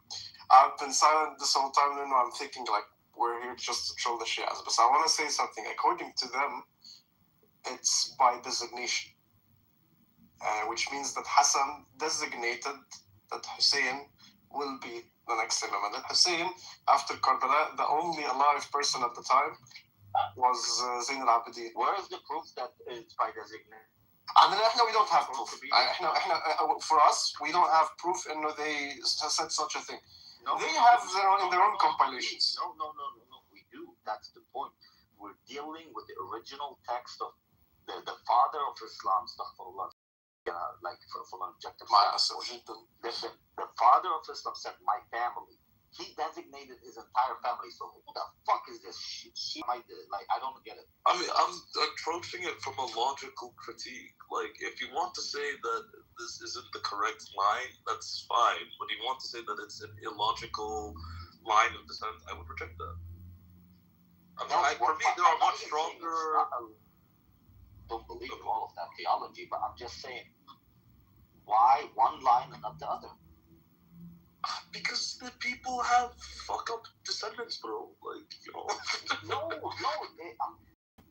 Because it refutes their theological divine claim regarding this. That's the point. What about it? Why the Prophet specified? If you can't prove to me the Prophet specified only the descendants of Hussein, you've lost. No, because and here's another claim, and I will give you another claim. Yallah, the Prophet said, I'm leaving the book and my family. Did the Prophet say my family is Muslim? No, but I mean, with the first one, the issue is all the descendants of Hussein would be descendants of Muhammad anyway. Saddam, if I could chime in a little bit. Yeah, go ahead. Yeah, I mean, you're making some really good points. There is, you could argue that there is no direct saying where everybody in my family is Muslim, right? However, there are entailments. For example, why Hussein, right? Well, it would be a very good argument that. No, let's deal with Muslim first. Do you agree with me that there's no evidence that he said that the family is Muslim? Not exactly. I agree that you could make the argument either way. I think you're Shia, but try to come at this from an objective Yeah. I'm perfectly along with you. So when we take on, for example, 3333, and we have taharna min al-rijsa. Yes. That makes a stronger argument that this particular group from Ahl al-Kisa have a stronger authority, and that's why they would be the 5, which would entail Hussein. So, that would be one claim as to why it went to Hussein instead of any one of the sons of Hassan. Does that make any sense, or would you agree with that or disagree? I don't know. What do you think of that? Okay, but you know what the problem with that is? Like, this is gonna, and I didn't want to do this, but this is gonna take us into a much bigger conversation about who is Ahl al-Bayt, because what you have to understand is I agree with you on that. I consider all of them. We can't even approach this without taking into consideration the linguistics of the Arabs at the time and the culture. When we say Ahl al-Bayt at the time, it is understood among the Arab tribes to mean the wives. That is true. The wives of the house. That is true. I'm from Ahl al-Bayt actually as well. And I agree with you in that sense. I don't have a Hosseini lineage, but to have, for example, we know the evidences from both Sunni and Shia, actually. Can you help me with something? Sure. Okay. And please, like, put your Shia bias on the side. So, no worries. I'm probably the most unbiased. He's not Shia, bro. Chill. Oh, he's not Shia. Thank God. Okay. I'm just kidding. I mean, some will consider me Shia, some will not. So it just really depends. You're a heretic. It's okay. Yeah, alhamdulillah. So, I'm willing to accept all of this. I'm willing to accept the family is Muslim. Okay, the descendants are Imam and they're Muslim. My question to you is, it stops at number 12. And why aren't the descendants of the 12 Imams who live among us today are not Muslim? And why are they not Imams? This is an excellent question.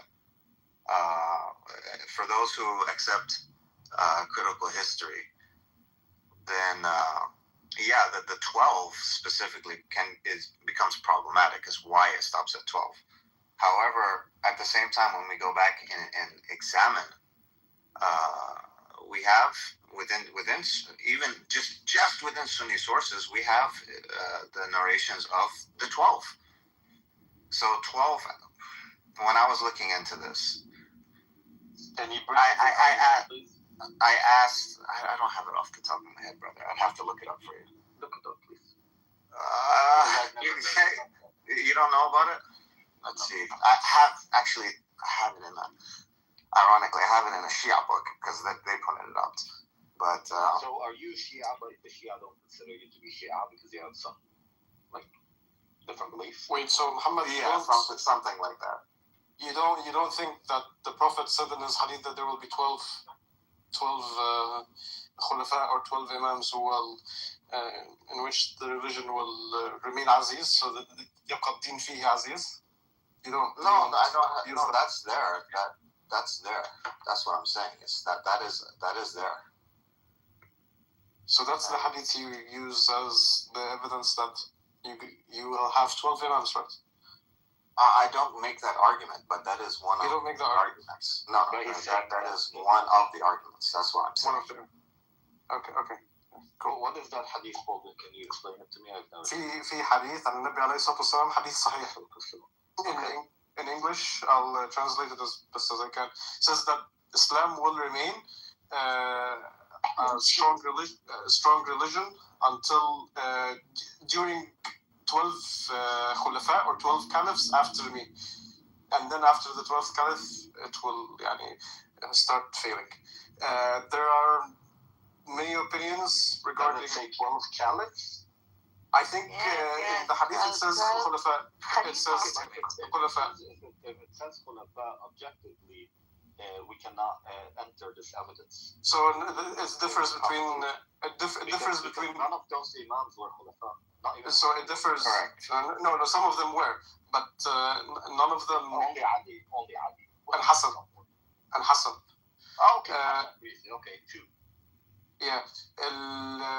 The idea is it differs between the Shia and the Sunni interpretation, and the Sunnis have different interpretations between each other. Yeah, just to be clear, we also interpret it differently. The Shias will use this as evidence of their 12 imams.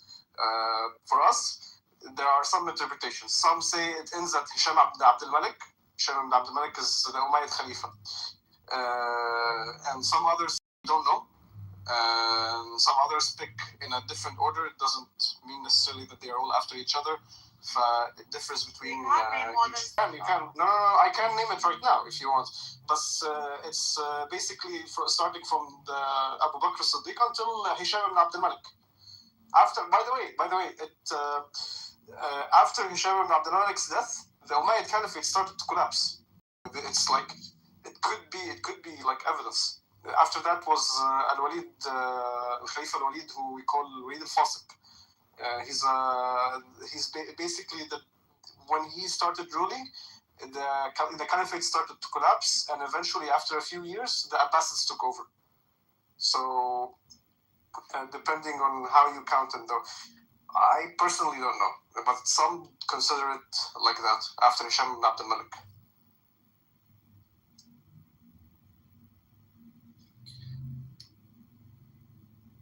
Yeah, I think that's people do try to make that argument, but it's really a stretch though. With that, of course, it's a stretch. It's a very big stretch. Huge, and then they're struggling to find names. Yeah, I would say I can name when we're sticking within the Ahl al-Bayt, there's a much stronger argument, whether you're an Ismaili or a Zaydi or even a 12er. The only problem with the 12er is we reach to the Imam al-Muntazar, who suddenly disappears. Either he was born and lived secretly and then died, or he wasn't born at all. That out, actually. Like if you're going through historical method, then that becomes like a big question mark.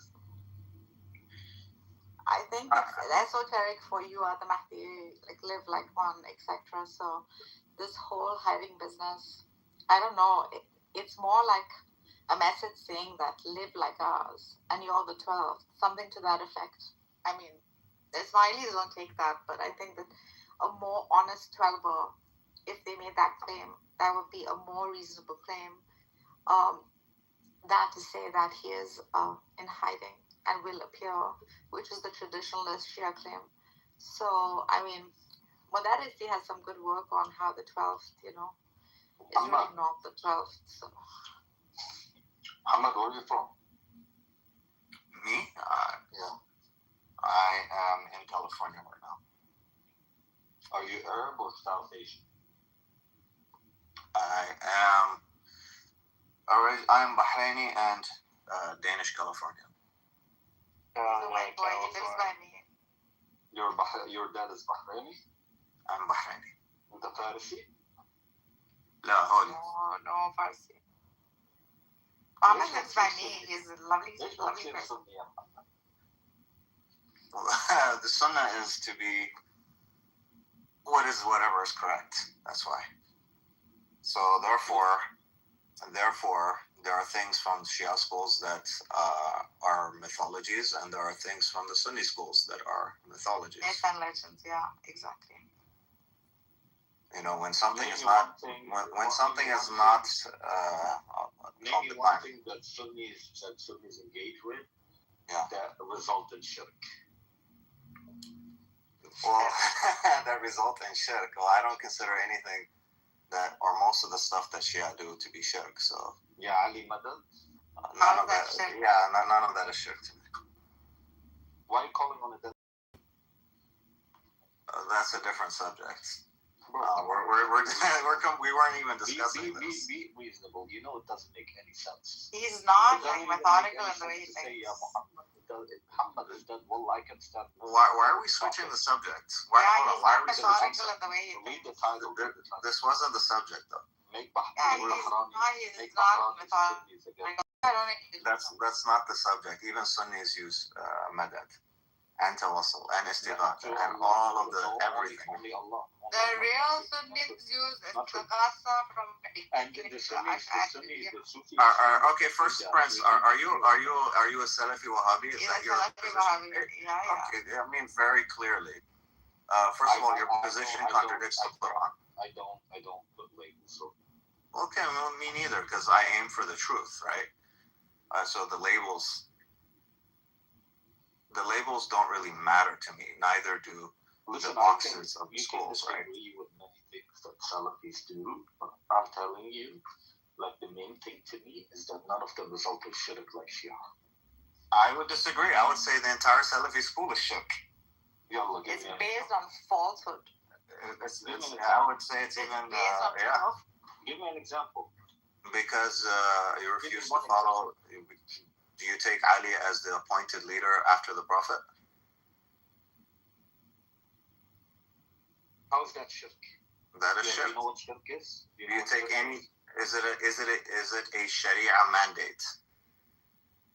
What if the Prophet appoints somebody as he has my authority, right?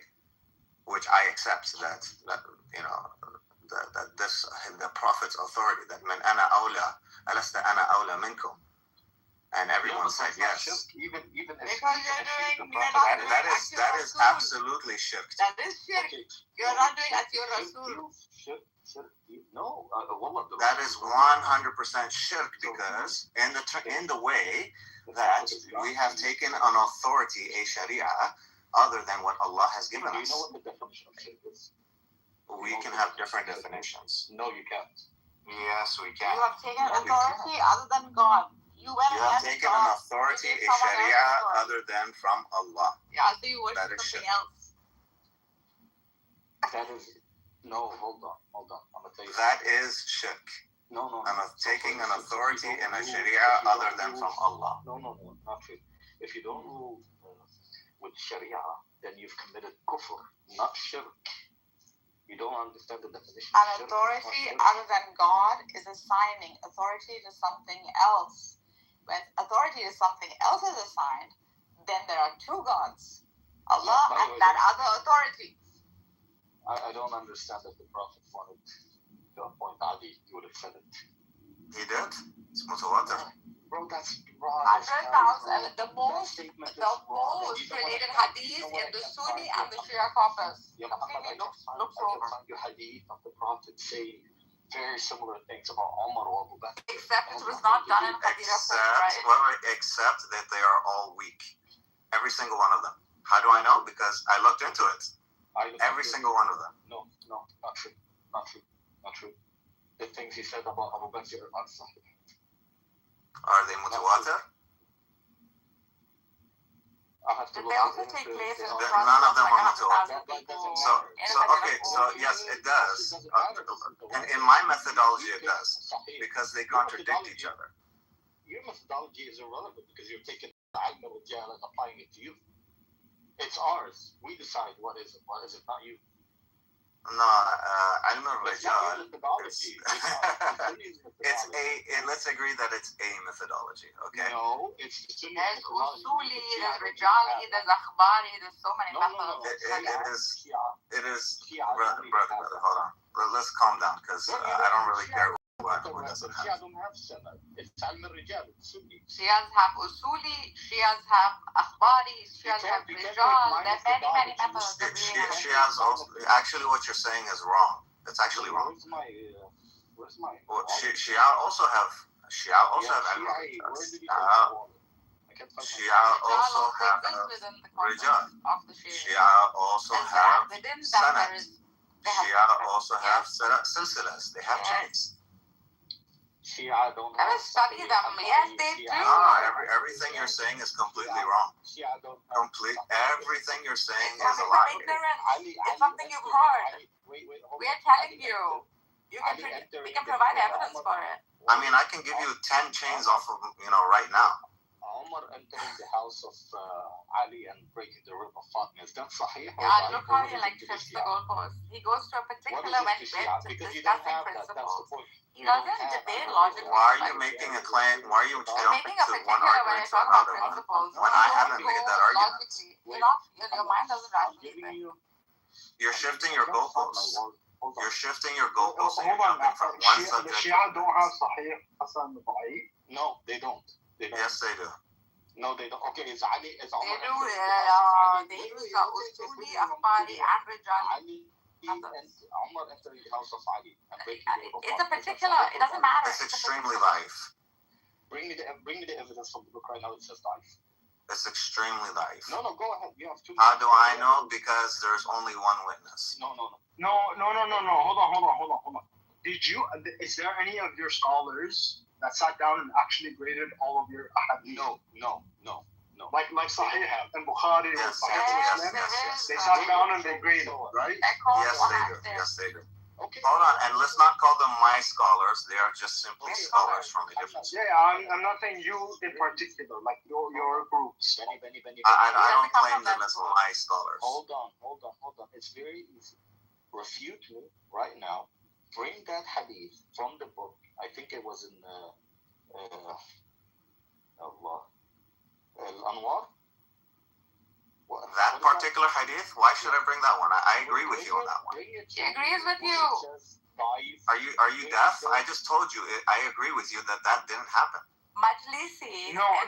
You said it was da'if, not that it didn't happen. But more importantly, what he's asking you. Benny, trust me, they don't have Sahih al-Bukhari. They don't. There is a method of gradation. Don't be a jahil. Okay, bring, show us the book where it says Sahih. Show us. It's Allah Majlisi's book. Yalla, bring it. Listen, Benny, this is what they do. They compile a whole bunch of hadith in a single book, and there's no da'if and sahih. And some don't even have isnad and they have isnad. They have sanad. The Akhbari take only sanad. Bro, these are all claims. This is sounding jahil. If you're an academic, nobody would take it. Bring it. Okay, why are you guys talking? Just bring it. Okay, just go get Al-Kafi and open it up and see if they have chains. Okay, bring Al-Kafi and show me Sahih al-Bukhari. You see, they pick and choose. So if you ask us, you mean if it specifically says a gradation is a sahih or da'if? I can't find that depends on. I suppose that depends on the book. Is it in Al-Kafi specifically? I don't think so. That would be according to you to look at the gradations from Maraja themselves. Ooh, where's Scoop? Did they leave?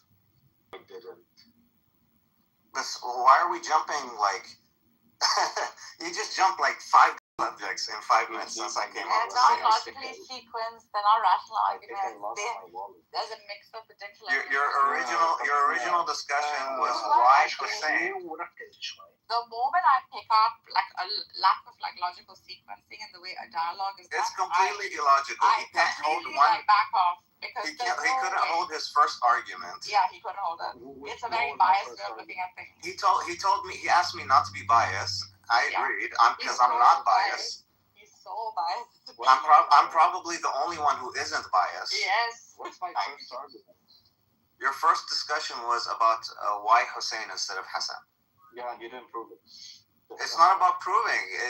I gave you a discussion as to why Hussein would be a logical reason to go forth, because he is an Ahl al-Kisa. He's one of the 5 main leaders. Therefore, he's still leading, and that would be the authority of where you would go to.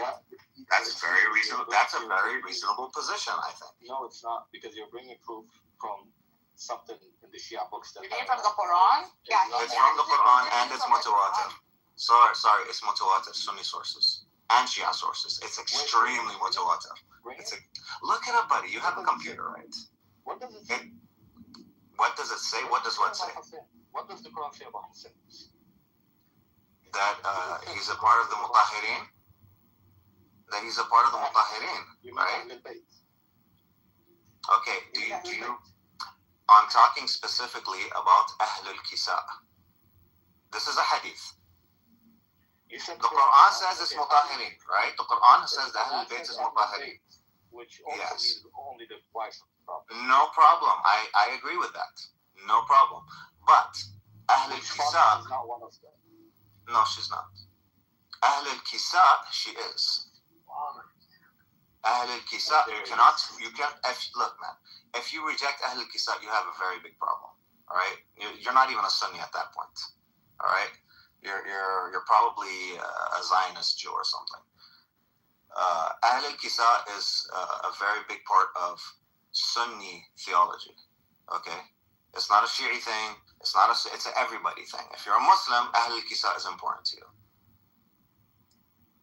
And Hassan, Hussein, Fatima, Ali are all part of Ahl al-Kisa. Ahl al-Kisa? I've never heard this term before. That's a very big problem. Well, I'm not. Why? Sorry, Benny Goy. Benny Goy. You just came up. Are you a Sunni, Shia, non-Muslim? Non-Muslim. Okay. So the reason why logically, there's no sequencing. I stopped engaging a while ago because my mind doesn't take lack of sequencing. the reason why most Sunni, probably most majority. This is from the hadith about Muhammad grabbing the cloak and then covering it. Yes. Okay. Right. So this is a part of both Sunni and Shia theology, right? And it's very strong. It has a lot of evidences for it. Has a lot of chains for it. But people want to dance around these things, and it's connected to the Quran. And it produces a strong argument. No, it doesn't. It doesn't. How does it not? I'll tell you why it doesn't.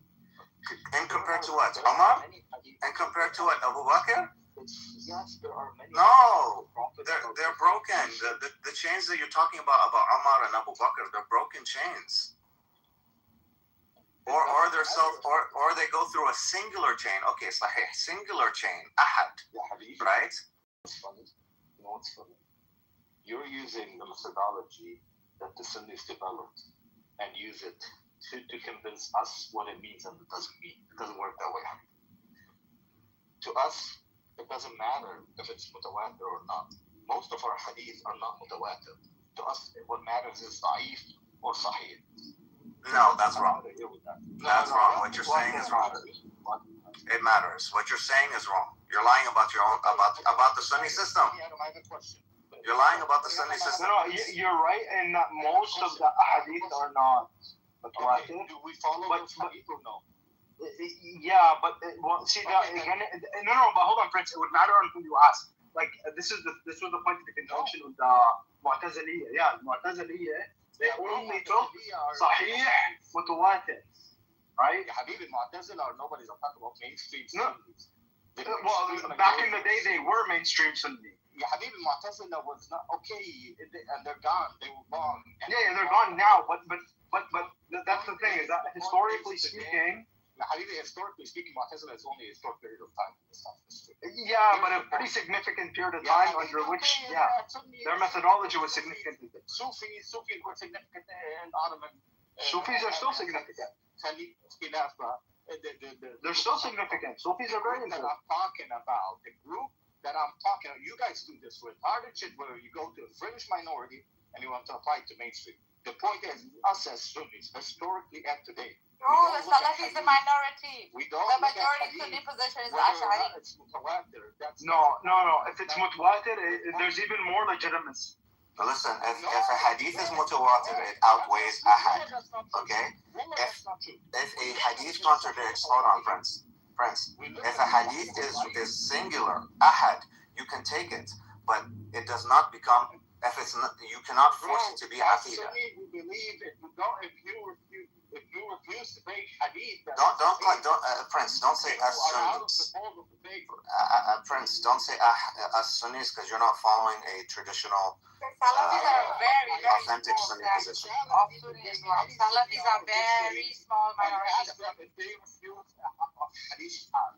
I traveled. Salafis are not Salafis or Salafis. You're not Sunni. I challenge you to bring me a single Islamic scholar that says we refuse hadith ahad. 90% of our hadith is ahad. No. He's not saying that they refuse ahad. He's saying that the ones that are mutawatir have more authority than the ones that are ahad. Yes, if they contradict each other. Listen, friends, you're making a straw man. You're lying against me, huh? We take all hadith, mutawatir and ahad as significant. Yes, they are. Listen. Yes, but the ones that are mutawatir have more legitimacy, more credibility than the ones that are ahad. It does. If they contradict each other, which one do you take? If they contradict each other, which one do you take?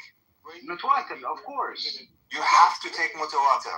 It is wajib. At that point, you must take mutawatir. Don't make abstract statements here, fancy. Bring me the evidence that we have contradictory hadith. Listen, we have contradictory hadith.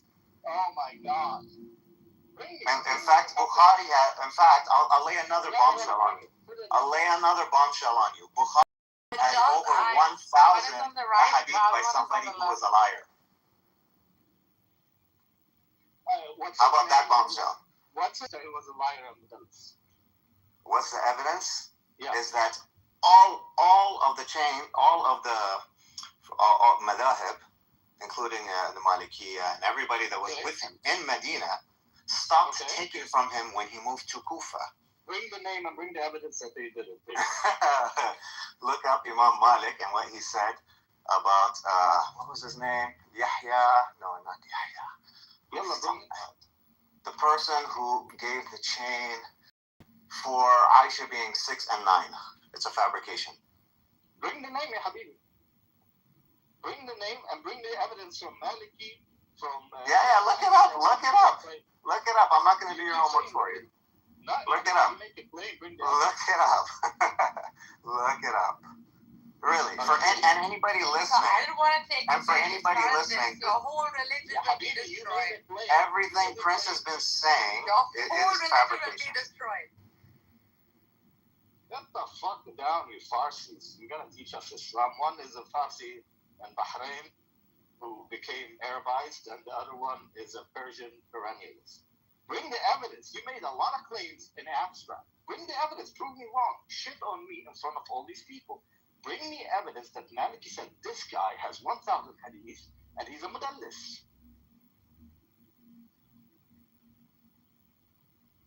What I said is that Maliki says we do not take from this person anymore. Hold on. What am I saying?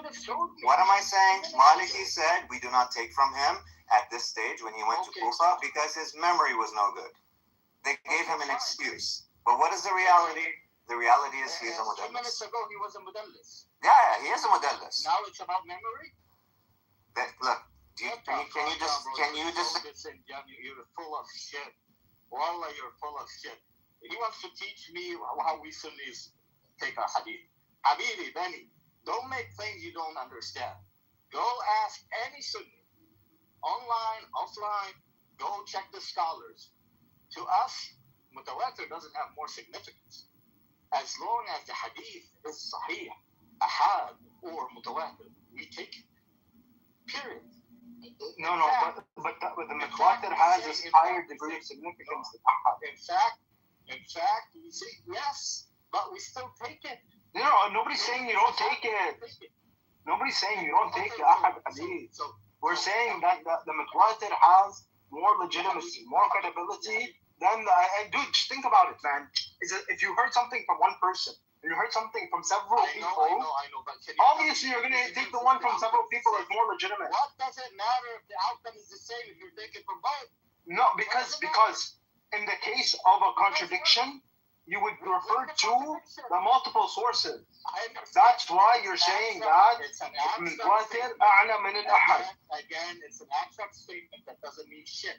Bring me a contradiction from ahad and mutawatir and show me that we went with the mutawatir because there's a contradiction. Yallah. Find one. Okay. That's the point. You guys keep making statements and generalities because you know once you get into the details, you look like a fucking clown. It's like a Qur'ani. Oh, if the hadith contradicts the Quran, that's why I take the Quran. Bring me the hadith that contradicts the Quran. Nothing. I mean, there are, but I don't want to get it. Okay, bring them. Again, abstracts. They hide in the generalities. Because once we get to the details and I start dissecting, they look like a clown. Like Muhammad down there. First, the guy was a mudallis. And Malik said he's a mudallis. And now Malik is he has memory issues. Damn. So fucking disingenuous. And no, Muhammad, you did not make the claim. You did not prove the claim that Hussein, that the Masuds are from Hussein. You did not prove that claim. Because you can't. Your entire theology is fucking made up.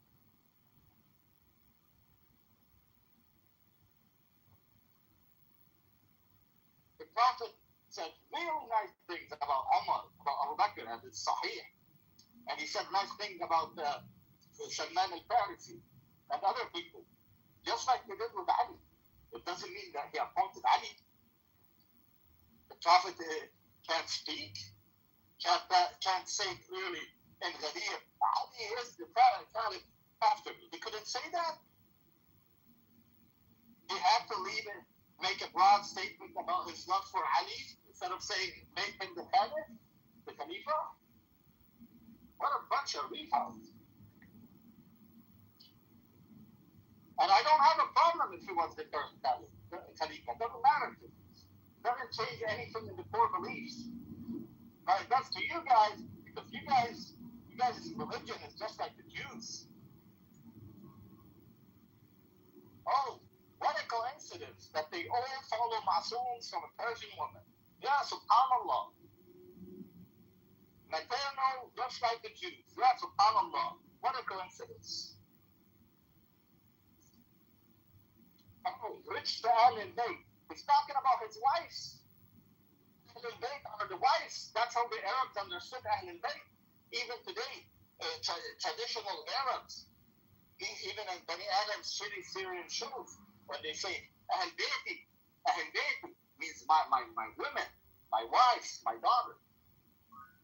Well, today it means some say include daughters, but back then it meant wives.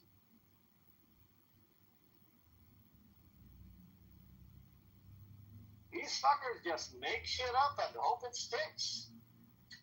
Niggas. Ali is dead. Hassan is dead. Hussein is dead. Fatima said you're just like the Catholics. You stole from the Jews and you stole from the Catholics. Catholics don't pray for faith. Your saints are the Masoom.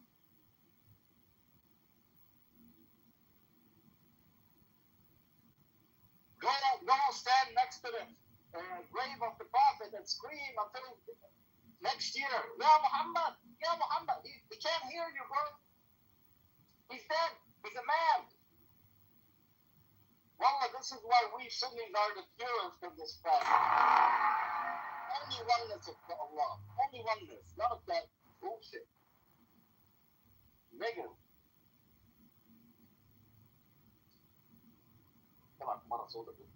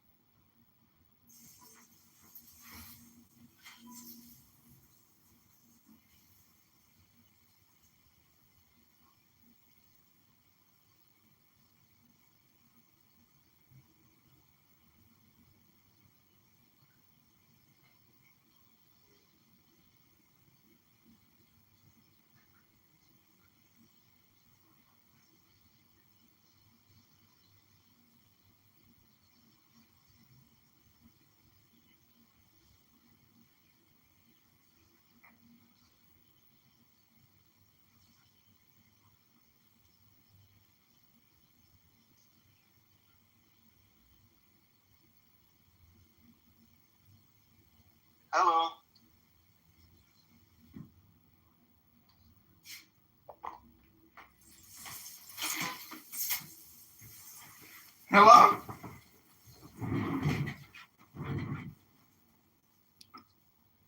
can't hear anybody. No, you're good. Okay. What happened? The room changed? No, talk until Prince comes. When Prince comes back, he's gonna move you down again. No, we weren't talking. No, listen. Everything out, bro. So I checked it on ChatGPT. Like I put a prompt like what would happen if there was a conflict, and there actually is like, it's not like major, but like there was a. Oh, citizens of the temple! With but a flick of my third eye, I shall command the pituitary gland and balance the hormones of the universe.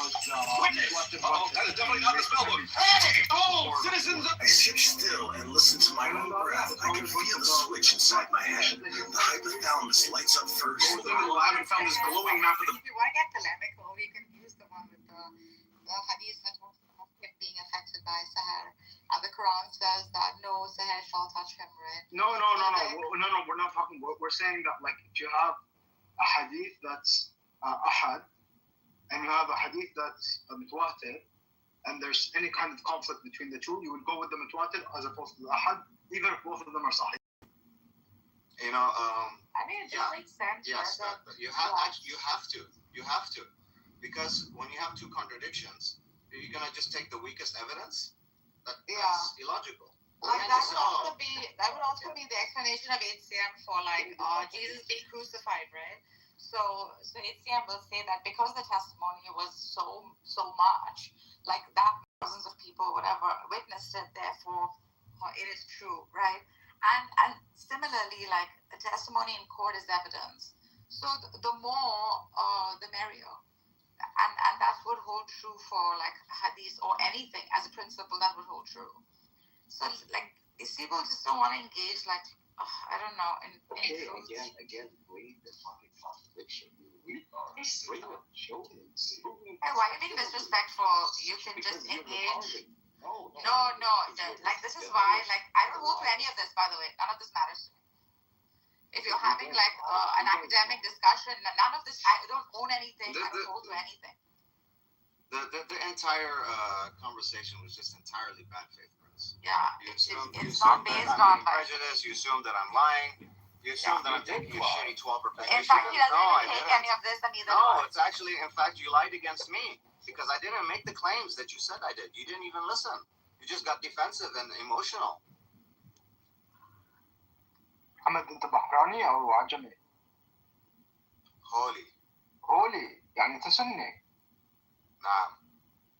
Okay. It comes from government spending too as well, right? I think that people miss that. We have No, هولي. In Bahrain, there's four kinds of Bahrain. البحراني, الهولي والعجمي. الهولي is a Sunni from a Persian background.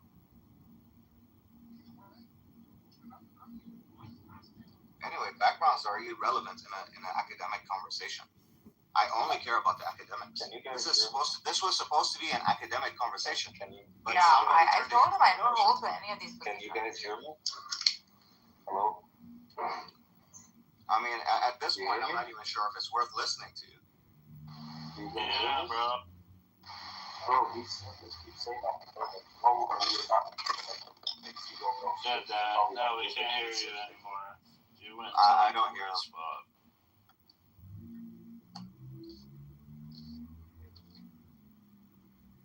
So in many of the Sunni schools, in Madhab, each one has a slightly different methodology. We can agree that they have differences.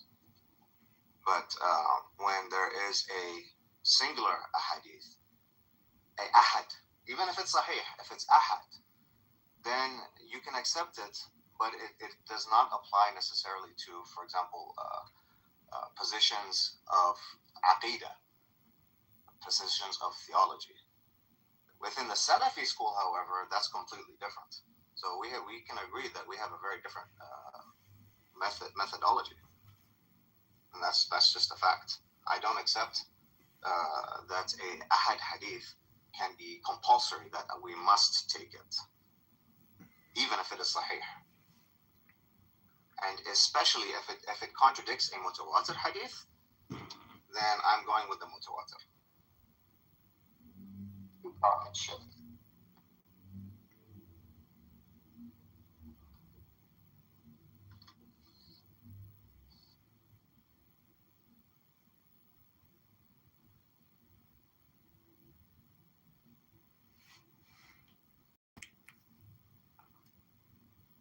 Took a fucking nap. I woke up and you guys are arguing in my ear, bro.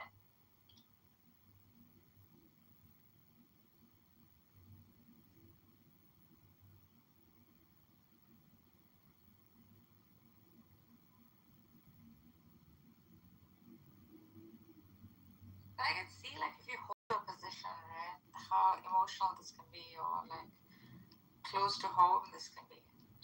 If you don't hold a position, it's much easier to sort of lay it out. And Prince, you wanted the evidence. I think somebody put it in the chat actually about the hadith that I was talking about. You can look it up.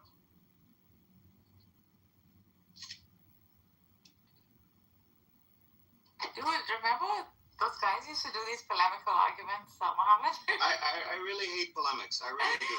They used to do this 24 hours, the Rafid group and those. I hate all polemics. I learned all this from them. I didn't even know these existed. I had no idea. But it allowed me to actually go research, and I think I'm quite grateful for that. Now, can all of them be debunked? Absolutely. All these are debunkable. And all these are acceptable too. It's just, eventually it ends up in like where you put your faith in and how you approach truth. If you're approaching it truly through like a rational means, through like credible sources, as much as we can get a hold of, then that is what I will accept, right? So irrespective of who's who and what holds what. Yo, Benny Adam. What's up, man? Hey, you're Orthodox. Yeah. Do you agree with me that you sometimes come upon somebody who's Orthodox, like Ludwig, who makes wild claims that are not within the faith or is not mainstream in Orthodoxy? Somebody makes a claim that's not mainstream Orthodox. Welcome to the temple of like Ludwig, right? Here we shape ideas, place thought, shape rhythm. The brain before you is not merely sculpture, it is memory given light. Focus on its rhythm and you'll come to the temple. Armenians are Oriental Orthodox, not Eastern. Be that as it may, the point is there are people who can claim they're Sunni, they're Shia, but they make wild claims that are not mainstream nor accurate. And that's what Muhammad is doing. It is not true. He didn't make any claims that are not accurate. He did. It is not true that Sunnis reject a single ahad hadith. A single ahad hadith. We don't. No, he never said that they do. And again, we did. He never said that they do, man. He said, no, in the traditional madahib, in the four madahib, okay, I don't know, but I'm not familiar with Hanbali. Best. Okay. Especially for Maliki, you don't hold a Maliki, Shafi'i, and Hanafi.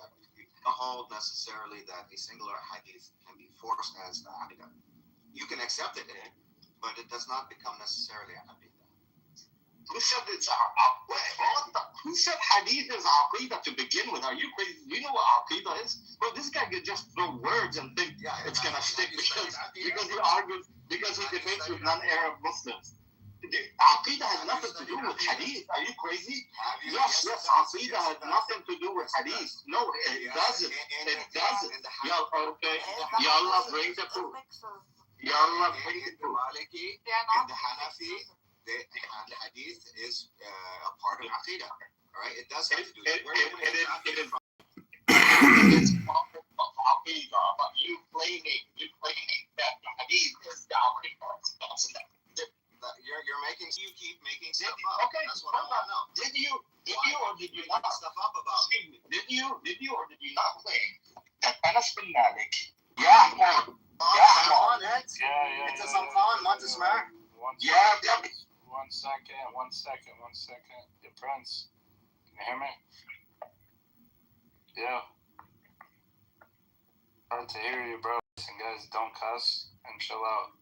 Prince, don't cuss praise with this kid. We can't hear you at all. We can't hear you at all, bro. He said there's a Sahabi who has 1,000 bees. Holly, do a reset on your point. You gotta start over, brother. Sorry. Oh no, man.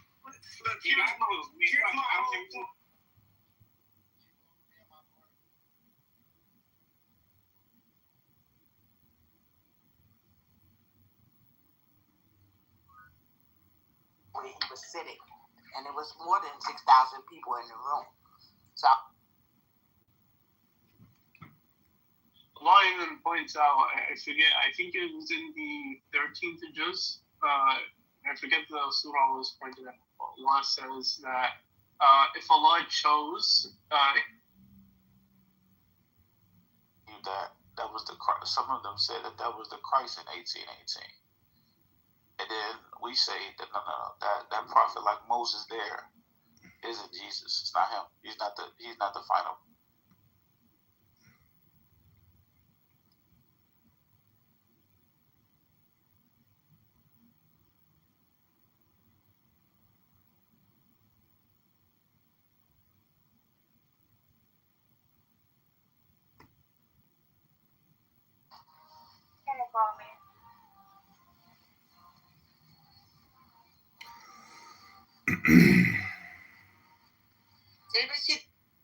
In a couple of minutes, I will give the room rules, and that will take us to the top of the hour.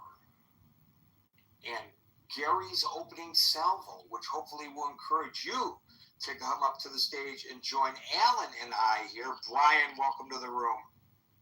India, nice to see you. And India, welcome to the stage.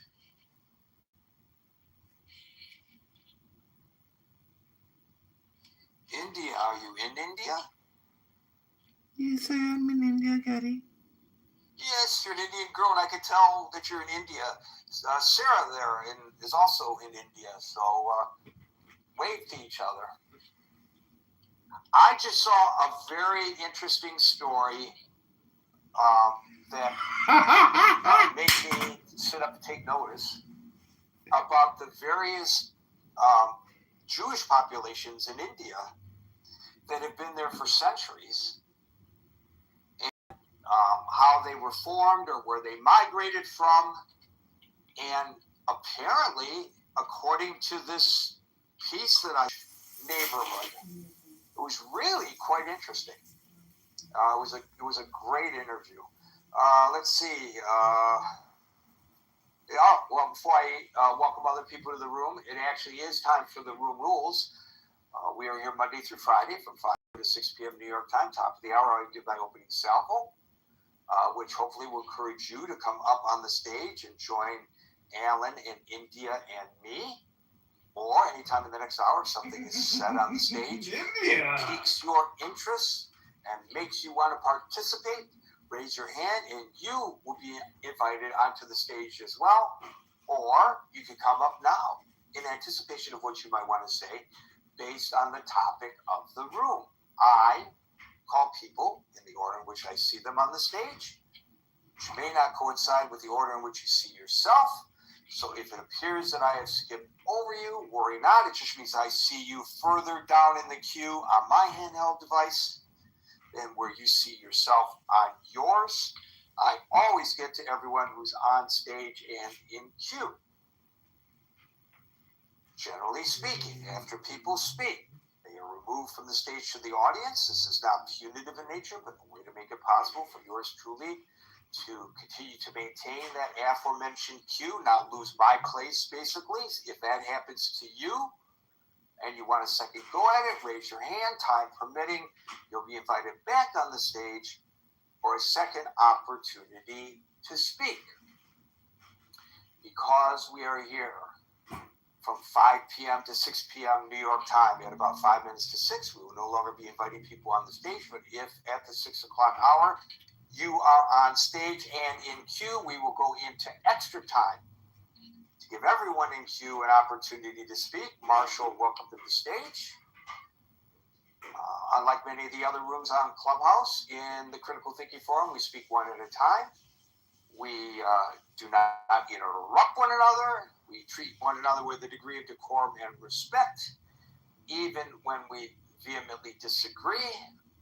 And for that, I thank you in advance. And by the way, the same rules go with regard to treatment of one another in the chat, which is linked above, that everybody can join. It's open 24 hours a day, 7 days a week. The main chat on Facebook Messenger. Today, I removed a number of comments because people were getting personal with one another. And we would rather that folks attack the topic, the idea, rather than one another. And I have pretty much a zero tolerance for that kind of nonsense any longer. Also, if a moderator asks you a question while you're on the stage, please do not take this as an attempt by us to start an argument with you. It just means we have a question to ask. Welcome to the stage, Wesley, as well. And in the room, I want to very quickly welcome Daniel Duran, Monsef the Maestro, Kowarski, Andrew, Barbara, Sue, Larry, Dr.